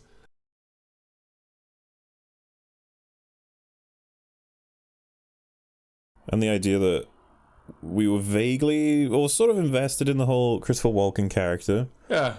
And then he's gone, and his subordinate is now our main connection to like the bad guys.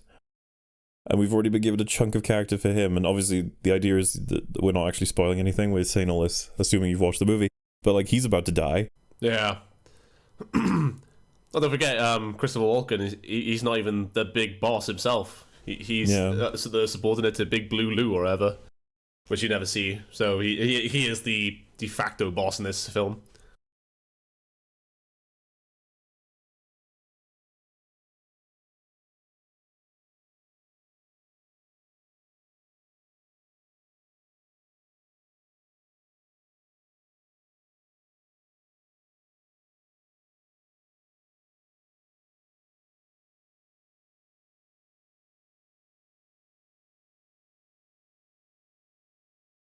He's got some issues.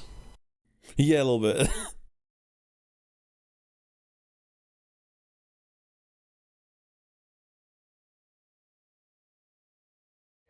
Oh, you should have thought about your feet, lovely. I mean, I have to wonder how much.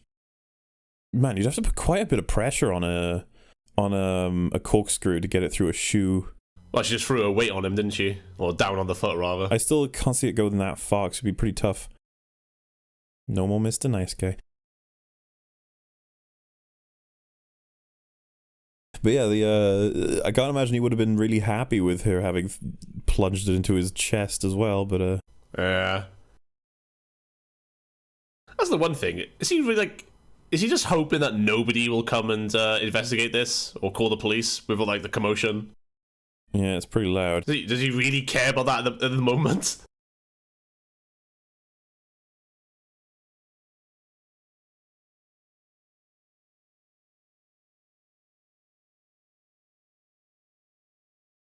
I don't know what she chucked in his face then. Like... I assume it's just shampoo. But, like, seriously, you get that shit in your eyes and it's gonna sting like hell. Especially that amount, not even diluted.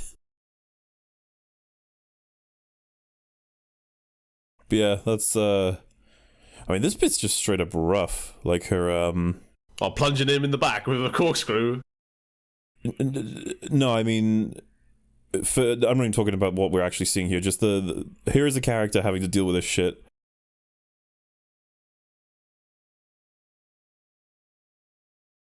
Shit to murder the crap out of this guy. And she nearly just died.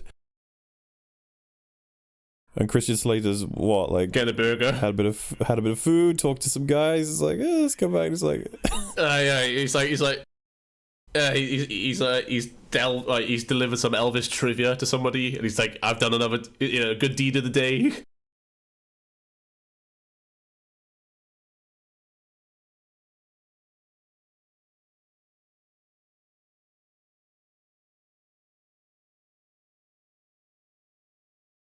And so ends the story of James Gandolfini. Yeah. It really is a real shame that he passed away. I know that's like the same like with Dennis Hopper and everything, but man, I really liked him. I mean, it's a shame for any of these actors because the character actors are always the favorites. I swear, I can't remember if I read this right. His son is going to play him in a prequel to The Sopranos. Don't know what to think about that yet. Yeah, that's I haven't seen enough or read enough about it. That's an execution sort of thing. We have to see how it goes, how they do it. Yeah.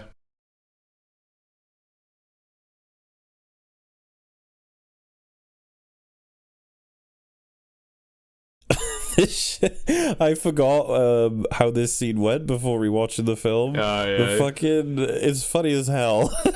It just blows up in his face. He's like, oh yeah, hello.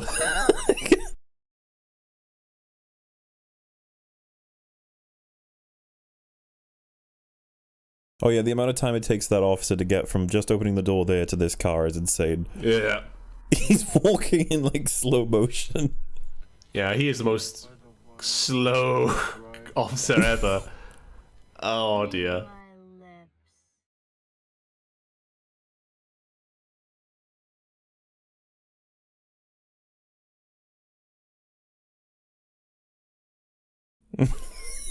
The only I don't know what Steve Carell's doing like when this film was around or being made, but I wish Steve Carell played that guy, Elliot. He could have nailed it, yeah.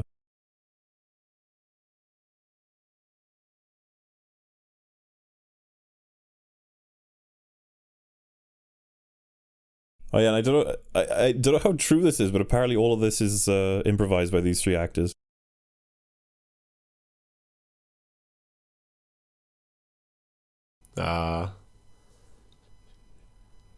Good old Sean Penn. Sean Penn? The Sean Penn, the actor right there? No. Shit, what am I thinking of?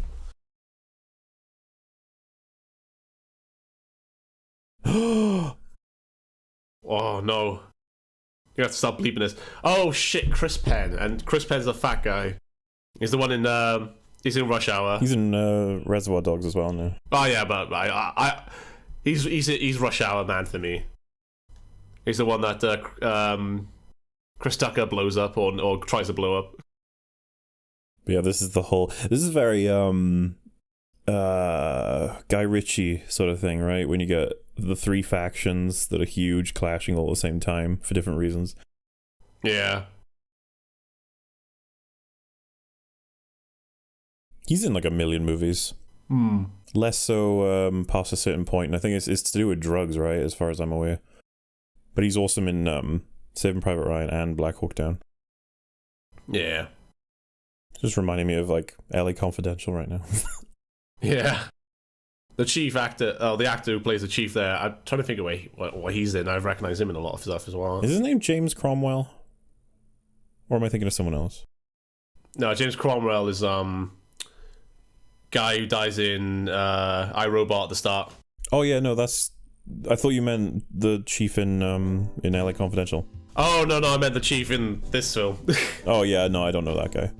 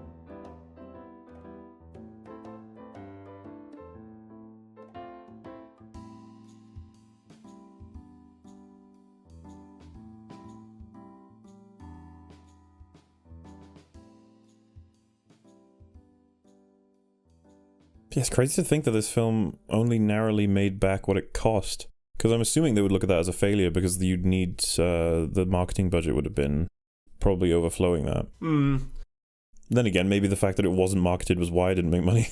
Yeah, well, this is it. It's again, because it's one of those films where it's like in the 90s and all that. All you got is, well, a lot of anecdotal stuff like for us to like observe or come back to, you know.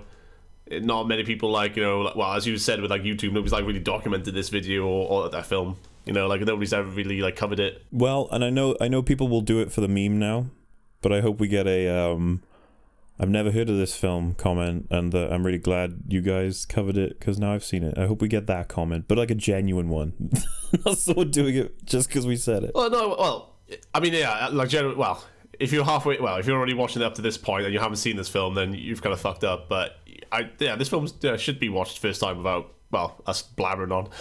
There's gonna, like, just by law of averages or whatever, there's gonna be someone who's listening to this commentary right now who has not seen the film and is like, I mean, it's fine. Yeah. I don't need to see it. Hey, person who's listening, go see it. Even though, because yeah, it's still not too late. You can still enjoy the end before having us just talk over it. Yeah, we're not even we minorly spoiled the ending. Yeah, I think we've mainly steered clear. I don't know if we've implied anything definitive. I know that the ending, but that's weird as fuck. Nobody watches audio commentaries and doesn't expect spoilers. I know. Yeah, I know the ending. Well, the actual end of this film is changed. It was going to be a lot more darker. Like Clarence was going to die and not survive. I mean, they practically play with that, don't they? Oh, well, yeah, like he loses the eye and everything. I'm glad that he did survive, though. I don't know, this film would be way too depressing if he died at the end and Alabama was just left. I was gonna say, I think this needs to, because it's a little bit goofy, right? The absurdity of it all, but it'd be lame if they die. Yeah. The sequence and the sequence of events and shit. Yeah, it is a bit out there, but I do like actually care about both of those characters and don't want them to die. And you know, like I didn't want Alabama to get her ass absolutely fucking smashed by James. And then, well, yeah, when Clarence gets his ass handed to him as well. I say now it's going to be in like next 20 minutes. But yeah, this is definitely. I know that actor as well. Say what? That actor's in a bunch of stuff, but I can't remember what it is. Yeah, definitely like the Mexican showdown. Oh yeah, kind of clash of gangs and all that, especially Tarantino stuff. And you've got to have a big gun shootout, all guns blazing for the finale, haven't you? You gotta just watch Snatch and Lock, Stock for that sort of shit, right? Yeah, let's go watch Snatch next. I mean, we'll be free now until Halloween will be the next one. We're restricted by genre, but up until then, do you we like can Dags? do anything. Yeah, I just figured of that now.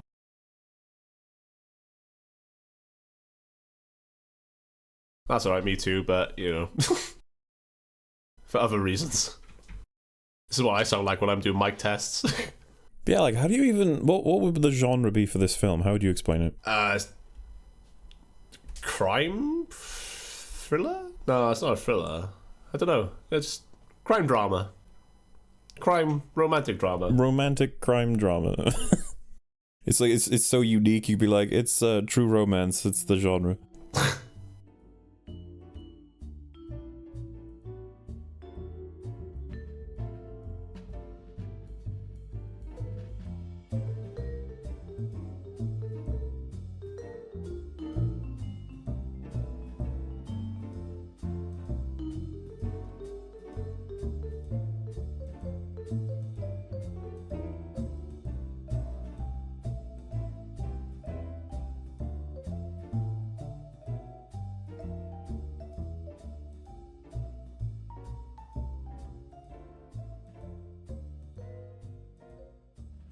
I remember reading, by the way, that fight scene with Gandolfini and Alabama, that took them 5 days to film all of the scenes in there.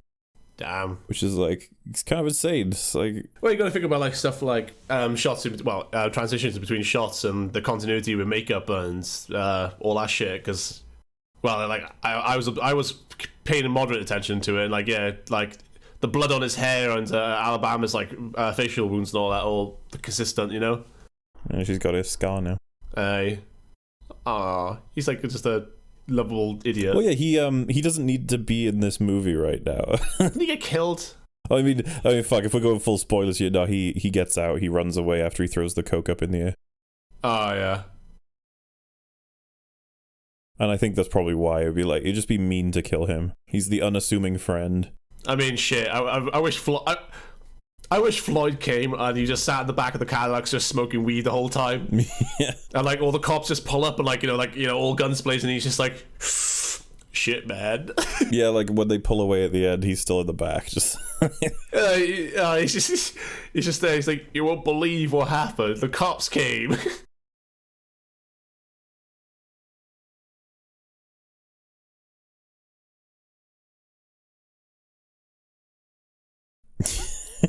What was that, Elliot?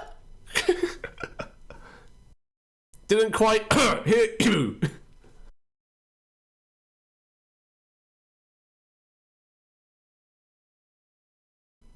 I love the two of them's like Tom Sizemore and I forget the name of the other guy's commentary throughout all of this.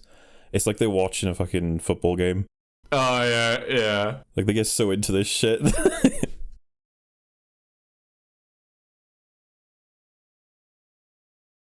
Oh yeah, he's I can't remember. He's about to get his king. Oh, but he's about to have another vision from the king, or was it later? I can't remember now. It's later than now, but oh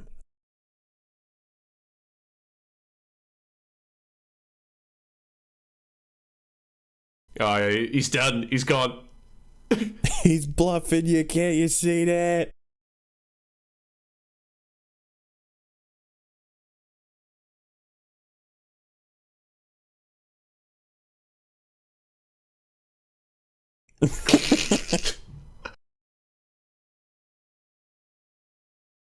How do people with audio commentaries deal with this? I just want to watch the movie right now. I don't know. Normally, when people do it, they actually made the film, so they have something interesting to say.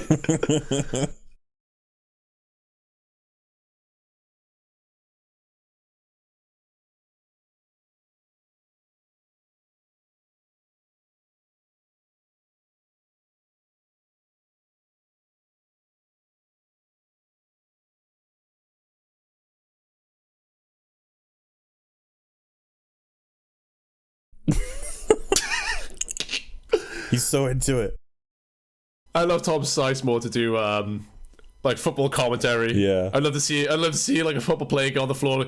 Get off the floor, you fucking pussy! I mean, is that moment in Saving Private Ryan where they throw their helmets at each other and then they both get their pistols out? Remember that? Oh yeah. And he's like, he wins the fight, but he's like pissed. He's like, for fuck's sake, look, he just got shot. And it's the same shit in Black Hawk Down, because he's walking down like a whole street of just these bullets and rockets everywhere, and like he gets tagged at one point. And he's like, oh, for fuck's sake. Yeah. Because he's trying. That's it. Yeah, because in Saving Private Ryan, he's trying to get his radio, isn't he? Like his radio man. And then in Thingy, yeah, he's just like wandering down Q8 or whatever it is. Man, I want to watch both of those movies now. Oh.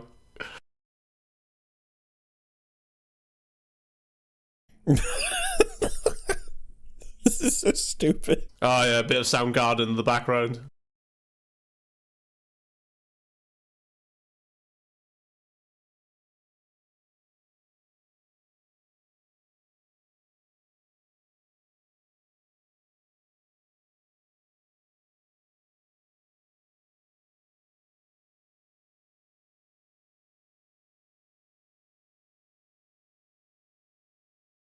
And like it's supposed to be his idea that he was primarily just sitting on the couch the whole time. Yeah.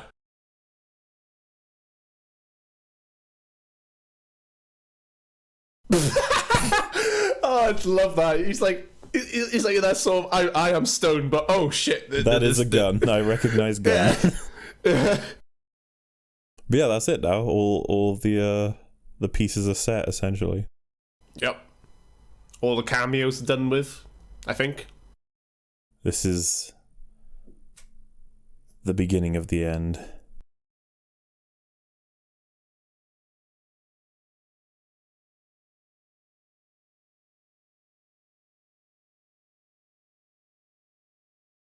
Oh yeah, they have the whole his movie is like second to Apocalypse Now sort of thing. Yeah.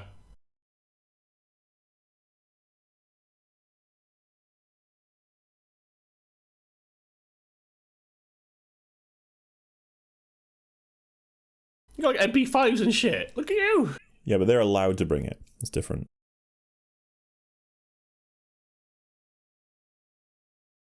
Yeah, I can't remember if I've seen that guy in like other things. For some reason, I seem to only recognize characters from Unforgiven and random other movies. That's the only other film you've seen, isn't it? It's all a sham, this Star Wars thing, you know? Star Wars? It's a Star Wars?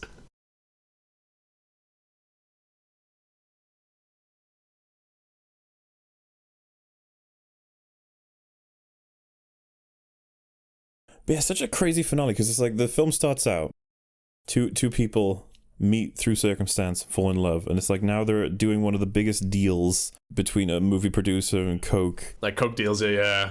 The police are aware of it, and the Italian mafia are also coming in. It's like, how does this happen in 2 hours? It's like, well, yeah, that's true. Yeah, and it's all because of Gary Oldman's fault.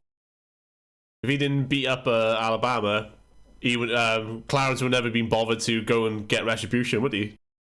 He would just gone, I'm so glad I met you. There's a lot of points of reference you could blame. Oh, you know. Like the girl throwing him the fucking Coke. Yeah. Well, yeah, to be fair, you know, like how we give shit like films like Logan, where the whole all you have to do is kill the guy with the metal dude or whatever. All you have to do is just kill that guy before dumping his body in the desert, and you know that how like that sets up the all the events for the rest of the film, and that was like bad. Like I don't know, this is just like contrived, I guess, but it's not bad. Question mark. Yeah, that's something you'd have to reconcile if you wanted to make those points very definitively. But I mean, at least Caliban is literally invented for that movie just so the bad guys can keep up with the good guys. Yeah. Well, the bad guys in this film actually go. Well, they do their homework. They pursue known contacts, and then not because Caliban is was in the other X-Men movie, and he's an actual comic book thing. I'm just saying that he wasn't in. It's like he cares about Logan. It's like, why? Mate, I know he's in whichever X-Men film he was in before.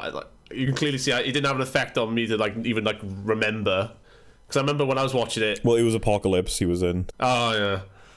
Because I remember when my girlfriend was telling me, saying, "Oh yeah, he's in the other one, isn't he?" And I was like, "Is he?" I was like, "What?" I was like, "Yeah," and then she said, "Yeah, he's the bald guy," and I was like, "Oh." Look, continuity. He poured the shit out of sugar in the diner. Yeah, that's an important piece of continuity right there. It tells us that he's all about being sweet. It's the themes, my friend. The themes, they transcend anything. Yeah, even quality itself. I do wonder what I wonder what director he's like who are they referencing with this guy right now? You know, I don't get how you know if you're gonna insert movie business into a film, you're gonna make references to real life actors or directors or whatever. You know, they were probably thinking of somebody when they had that guy. Yeah, it's just because it's not it's not obvious to me. It might be somebody else watching. They might be able to go, "Oh, it's him," but I don't got a clue. See, weird facial recognition thing. So the last guy of that group, he's the first person Daredevil kills in the Ben Affleck Daredevil film. Oh man, when was the last time you watched that film? Because that's quite I say that's quite impressive. I honestly to remember that. Long time ago. I was thinking, because we watched the series, I was thinking of watching it again sometime just for the lulz. Oh yeah, I'll do that.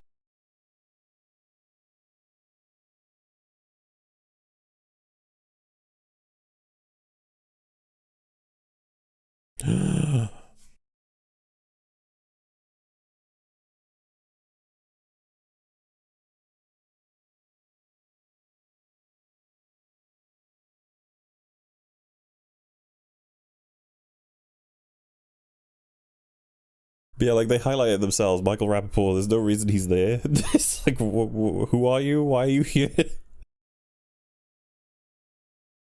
always interesting to consider with some of these films as well, if you go on from one side to the other. LA Confidential is one of the best examples, but empathizing with the people who are just trying to make a living and just want to have the freedom to maybe share drugs and sell them, blah blah blah, versus the whole upholding the law and taking pride in knocking the bad guys down sort of thing. Yeah, well, they don't. Well, this film's obviously not about the police or their moral dilemmas or anything like that. But they're just here to for the shootout in the minute or so.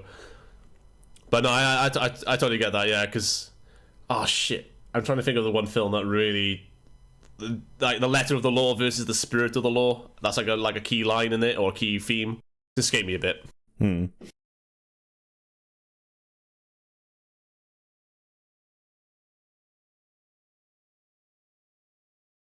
Oh, it's the theme song. She wrote it on the napkin.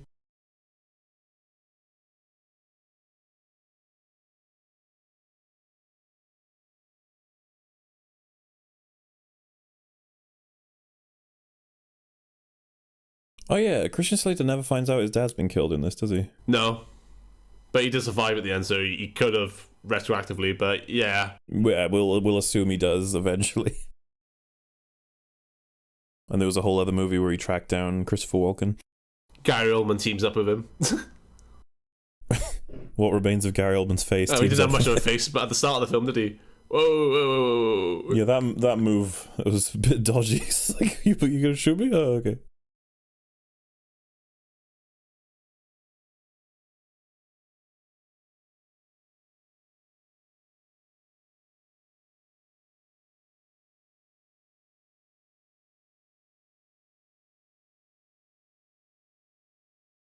He's just losing his mind.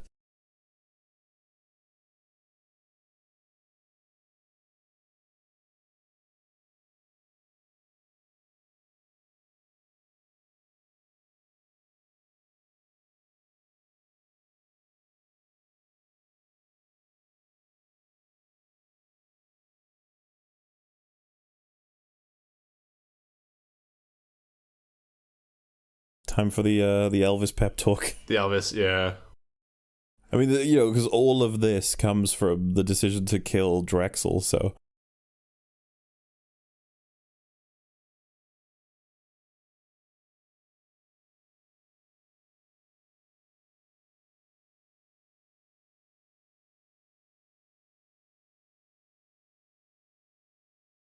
Oh yeah, this guy's he's the first one to get captainy. Well, I'm pretty sure they all get obliterated anyway. In fact, I'm pretty sure everyone in this room gets obliterated, but outside of our main characters. But yeah, these scenes, because these scenes are always in movies where there's just a standoff, and everyone gets louder and louder until one person fires. It's always like that. Yeah.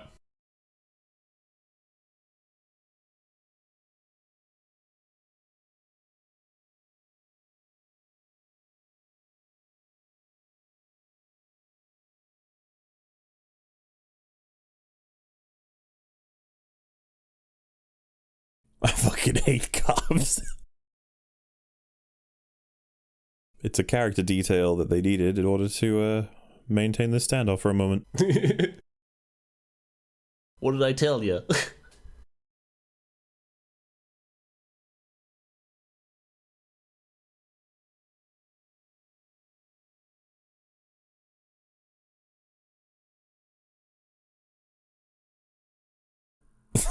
This is so insane. You put him down. No, you. No, you. What about me? What about you? I can't remember what does start this off.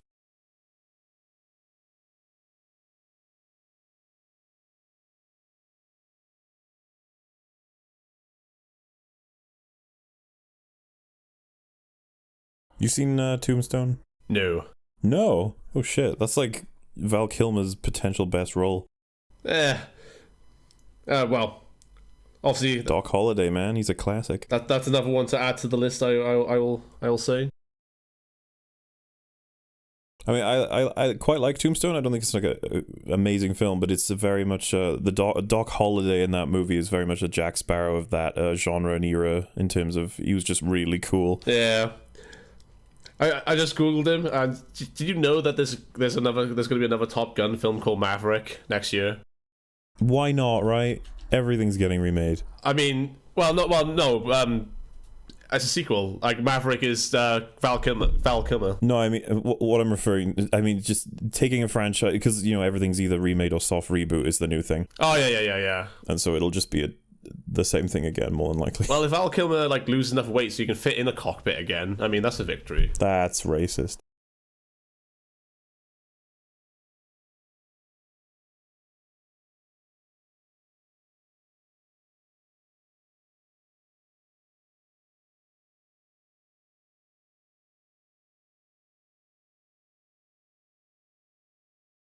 Yeah, it was a bit weird. He threw tea on him or coffee, and he said, "Don't touch him, motherfucker," and shot him. Yeah.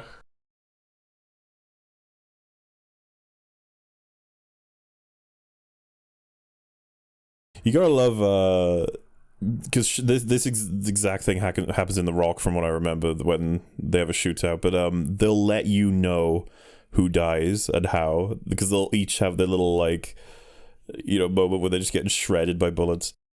Well, this is it. Like, it's nice when the films. Well, obviously, in certain scenes or sequences, they will bait the death of somebody. But yeah, in this case, nah, they're just getting fucked up. This is no bullshit. This is not. Anyone with a gun right now is a threat, and they're getting shot.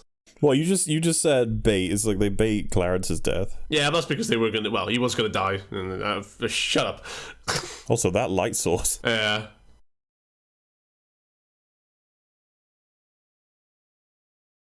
Why did he shoot that? I don't know, but like I get, you know, I'm getting the John Woo vibe right now. Of course. Yeah, there you go. He escapes.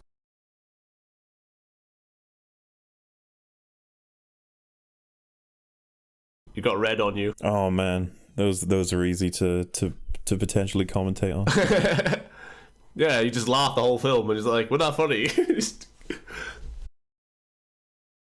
Yeah, I was gonna say this is the problem for any movie we enjoy. There's gonna be so much silence for just, okay, watch this scene with us, okay?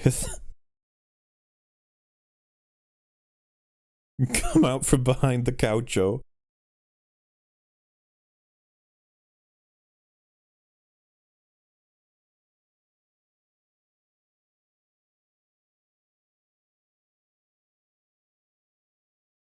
Oh yeah, this guy dies really quick from that wound. He goes forward, sits down, and then a second. Does he die, or does he just kind of like fall unconscious or whatever, like shock or whatever? Well, I mean, maybe we don't get confirmation that he's dead. Maybe he's just knocked out. But it's like it would take a while to bleed out from a gut shot. Yeah.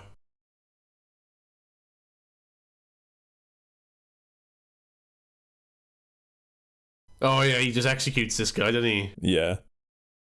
It costs him though. But yeah, see, like that's totally a he died sort of shot. No, that's true.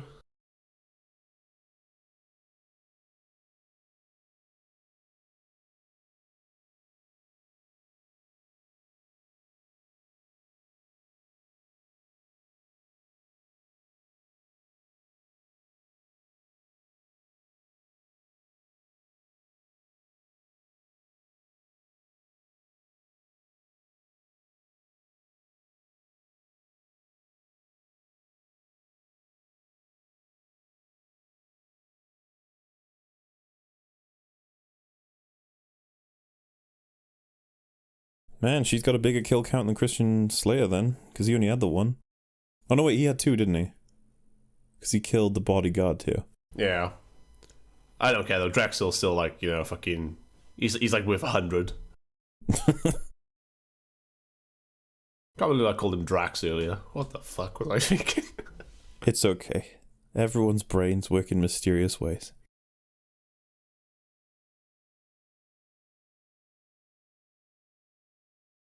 But yeah, the film ends with them very, very happy and together, so you cannot deny it's a romance film. Oh yeah, well they have a kid as well. And the music pops back in, it's like, you know, it's like, oh, yay. As I was saying though, if he died right there and like it just ended with her crying or like, you know, whatever. That'd be a sad film. It would. Well, yeah, it'd be devastating. I'd be fucking like, well, I'd be pissed off in a good way, you know, in like, you know, like, well, they piss me off without being bad, if that makes sense. I achieved catharsis. I forgot to mention, by the way, on their way into this hotel, there's a line from one of them that's, I think it's about the gun he has, and it says like, would rather have it and not need it than need it and not have it. And I was like, shit, was AVP referencing this? Oh, I know. I don't think it's because if you remember, she says that about well, I don't think AVP was referencing anything other than just, you know, it's not the well, it's not a movie line, so to speak. I don't think. I mean, yeah, I was gonna say it's probably not like this is the first movie to say that and not the last either. It's probably a potentially common saying. I don't know. I'm pretty sure like a fucking condom advert would probably have used it use that line at least once, you know. Oh yeah. Yeah, I mean, if this film was successful, they could have ended up with some form of a sequel. Yeah, maybe that's why it never came. It's just kind of crazy to think about because like Tarantino movies make loads of money. Yeah, this is Tony Scott. It's not like, you know, isn't like he was a nobody when he made this. So is the implication there that he was shot through the eye? I don't know.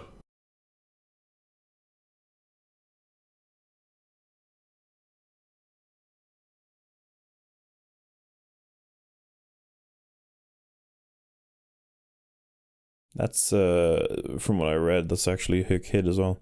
Yeah. I would never name a child Elvis. Oh, I've heard some funny fucking names, like names like Princess. Oh, just like random names. It's like. Well, I feel sorry for all the kids called Daenerys because that's a thing that happened. Oh yeah. Oh no, I thought the more cringy one was when they call him Khaleesi. Oof, yeah, that's no good too. That's a shame. But I mean, it beats stuff like Apple. Which I believe that is a Gwyneth Paltrow child name. It's weird. Celebrities are weird with that. I guess they want their kid to be very individual. I don't know. Well, that's true romance. Yeah. So, it's one of those go and see it with your significant other to enjoy a nice love story. It's a nice comedy. slash romance film with lots of awkward interactions and a relationship that grows over time. That's exactly what to expect from it. And there you go, the clip's over. Or the film. Yeah, we did it. And you know what? Half an hour shorter than The Last Jedi. Yeah, but... Well, what do you want to do for the next half an hour then? Also, please stop complaining about the music. Otherwise, we will put the "You're So Cool" music as the background music for every film ever going. I am not joking. Yeah, it'll be horrible, but it's funny that Dennis Hopper gets third billing. I mean, look how high Samuel Jackson was. I know. Maybe this is chronological. No way, that wouldn't make sense. No, it definitely wasn't. Floyd D. Yeah. If I had to sell this to anyone, I don't actually know how I would. Like... Yeah, because that's the thing, right? You would be like... If you said a romantic crime thriller, they'd be like, what the fuck do you mean? I know, yeah, like, that just... I guess... Yeah, and like, it's like... If they were like a sort of... Well, I say film buff, but like, you know, if they were like quite into their films, you know, you could be like, oh, well, it's got these actors in it, and you'd be like, oh, really? And then it'd be like... Even that would be like sort of disingenuous, because most of the actors aren't interacting with one another. Yeah. It's like, you know, well, Christian Slater never actually interacted with Christopher Walken, you know? Yeah, and like I said, people selling it with like Samuel Jackson's in it. It's like, not really. Yeah, well, again, like I said earlier, I think this is just one of those roles where he was just stereotype black guy or black gangster guy or whatever, you know? Yeah, because like at least if you said Christopher Walken is in this, I'd be like, well, sort of, but he's in it way more than Samuel Jackson is in it. Yeah, if Samuel Jackson's popularity or like fame was like as big as he was, like, you know, like 10 years after when this was made, I bet he would be Gary Oldman's bodyguard instead of that big black guy that was him instead. Yeah, possibly. But yeah, no, this fucking film's great. Like, again, it's not one of Tarantino's, but in that universe of films, I think it's quite high up there. It's like I prefer this over Jackie Brown, for example. I do too, but I'm not sure how much we're going to agree going forward from there. We'll see, because like I love a lot of Tarantino movies. Oh yeah, sure, but yeah, because I'm just thinking, like, you know, well, no for Inglourious Basterds, no for Django, no for Kill Bill or Reservoir Dogs. I don't know. Like, I prefer it to Death Proof. Oh God, I generally forget about that film because I actually hate that one so much. I wasn't a fan of Death Proof. No, which is a shame because I really like Kurt Russell. Well, yeah, shit. I mean, Death Proof is the one film in Tarantino's, you know, collection where I watched because I had this, like, you know, I had to do it as an obligation to know about watch films, you know, and then yeah, I watched it and I was just like, oh right, so you can have bad films, like, you know, it's not just ones. I haven't seen it since it came out, which I want to say was something like 2007 or something. Like, it was a while ago. Yeah. And I remember not liking it, but I wouldn't mind, you know, giving it another shot and being like, what do I actually think of this film? Because to be honest with you, I've forgotten it outside of the premise, which is stuntman kills people by having them in his passenger seat. Yeah, I mean, I'm also not going to be able to, like, break down to you why I thought it sucked when I watched it last. But Maybe we can return to it. Also, I will say, I think this film's better than Hateful Eight. Oh, fuck me, man. I forget about that film. Again. Hateful Eight's only gotten worse the more I watch it. I still enjoy it, like, aesthetically, and I enjoy the actors, but I mean, the plot is tism. That's the easiest way to put it. Oh, mate, I creamed myself when I watched it when it was in 21:9 fucking ratio, whatever the fuck he filmed it in. Oh, it added so much. 70mm. Yeah. So what do you want to say? Should we ask to see if people are interested in what movie they might want covered or something like that? Yeah. Well, obviously it wouldn't be a guarantee, but we're interested to see what people would actually want to see. And you know, if people just say go for your favorite movies, that could be a thing. Yeah, that'll always be an easy option. But what do you want to do next in terms of, do you actually want to do a video for our season? I think since the next holiday one would be October 31st, so we'll definitely have one between this and then. The Easter movie! I told you, Passion of the Christ! Like, I really want to watch Mel Gibson's, like, horrible depiction of Jews. I really do, alright?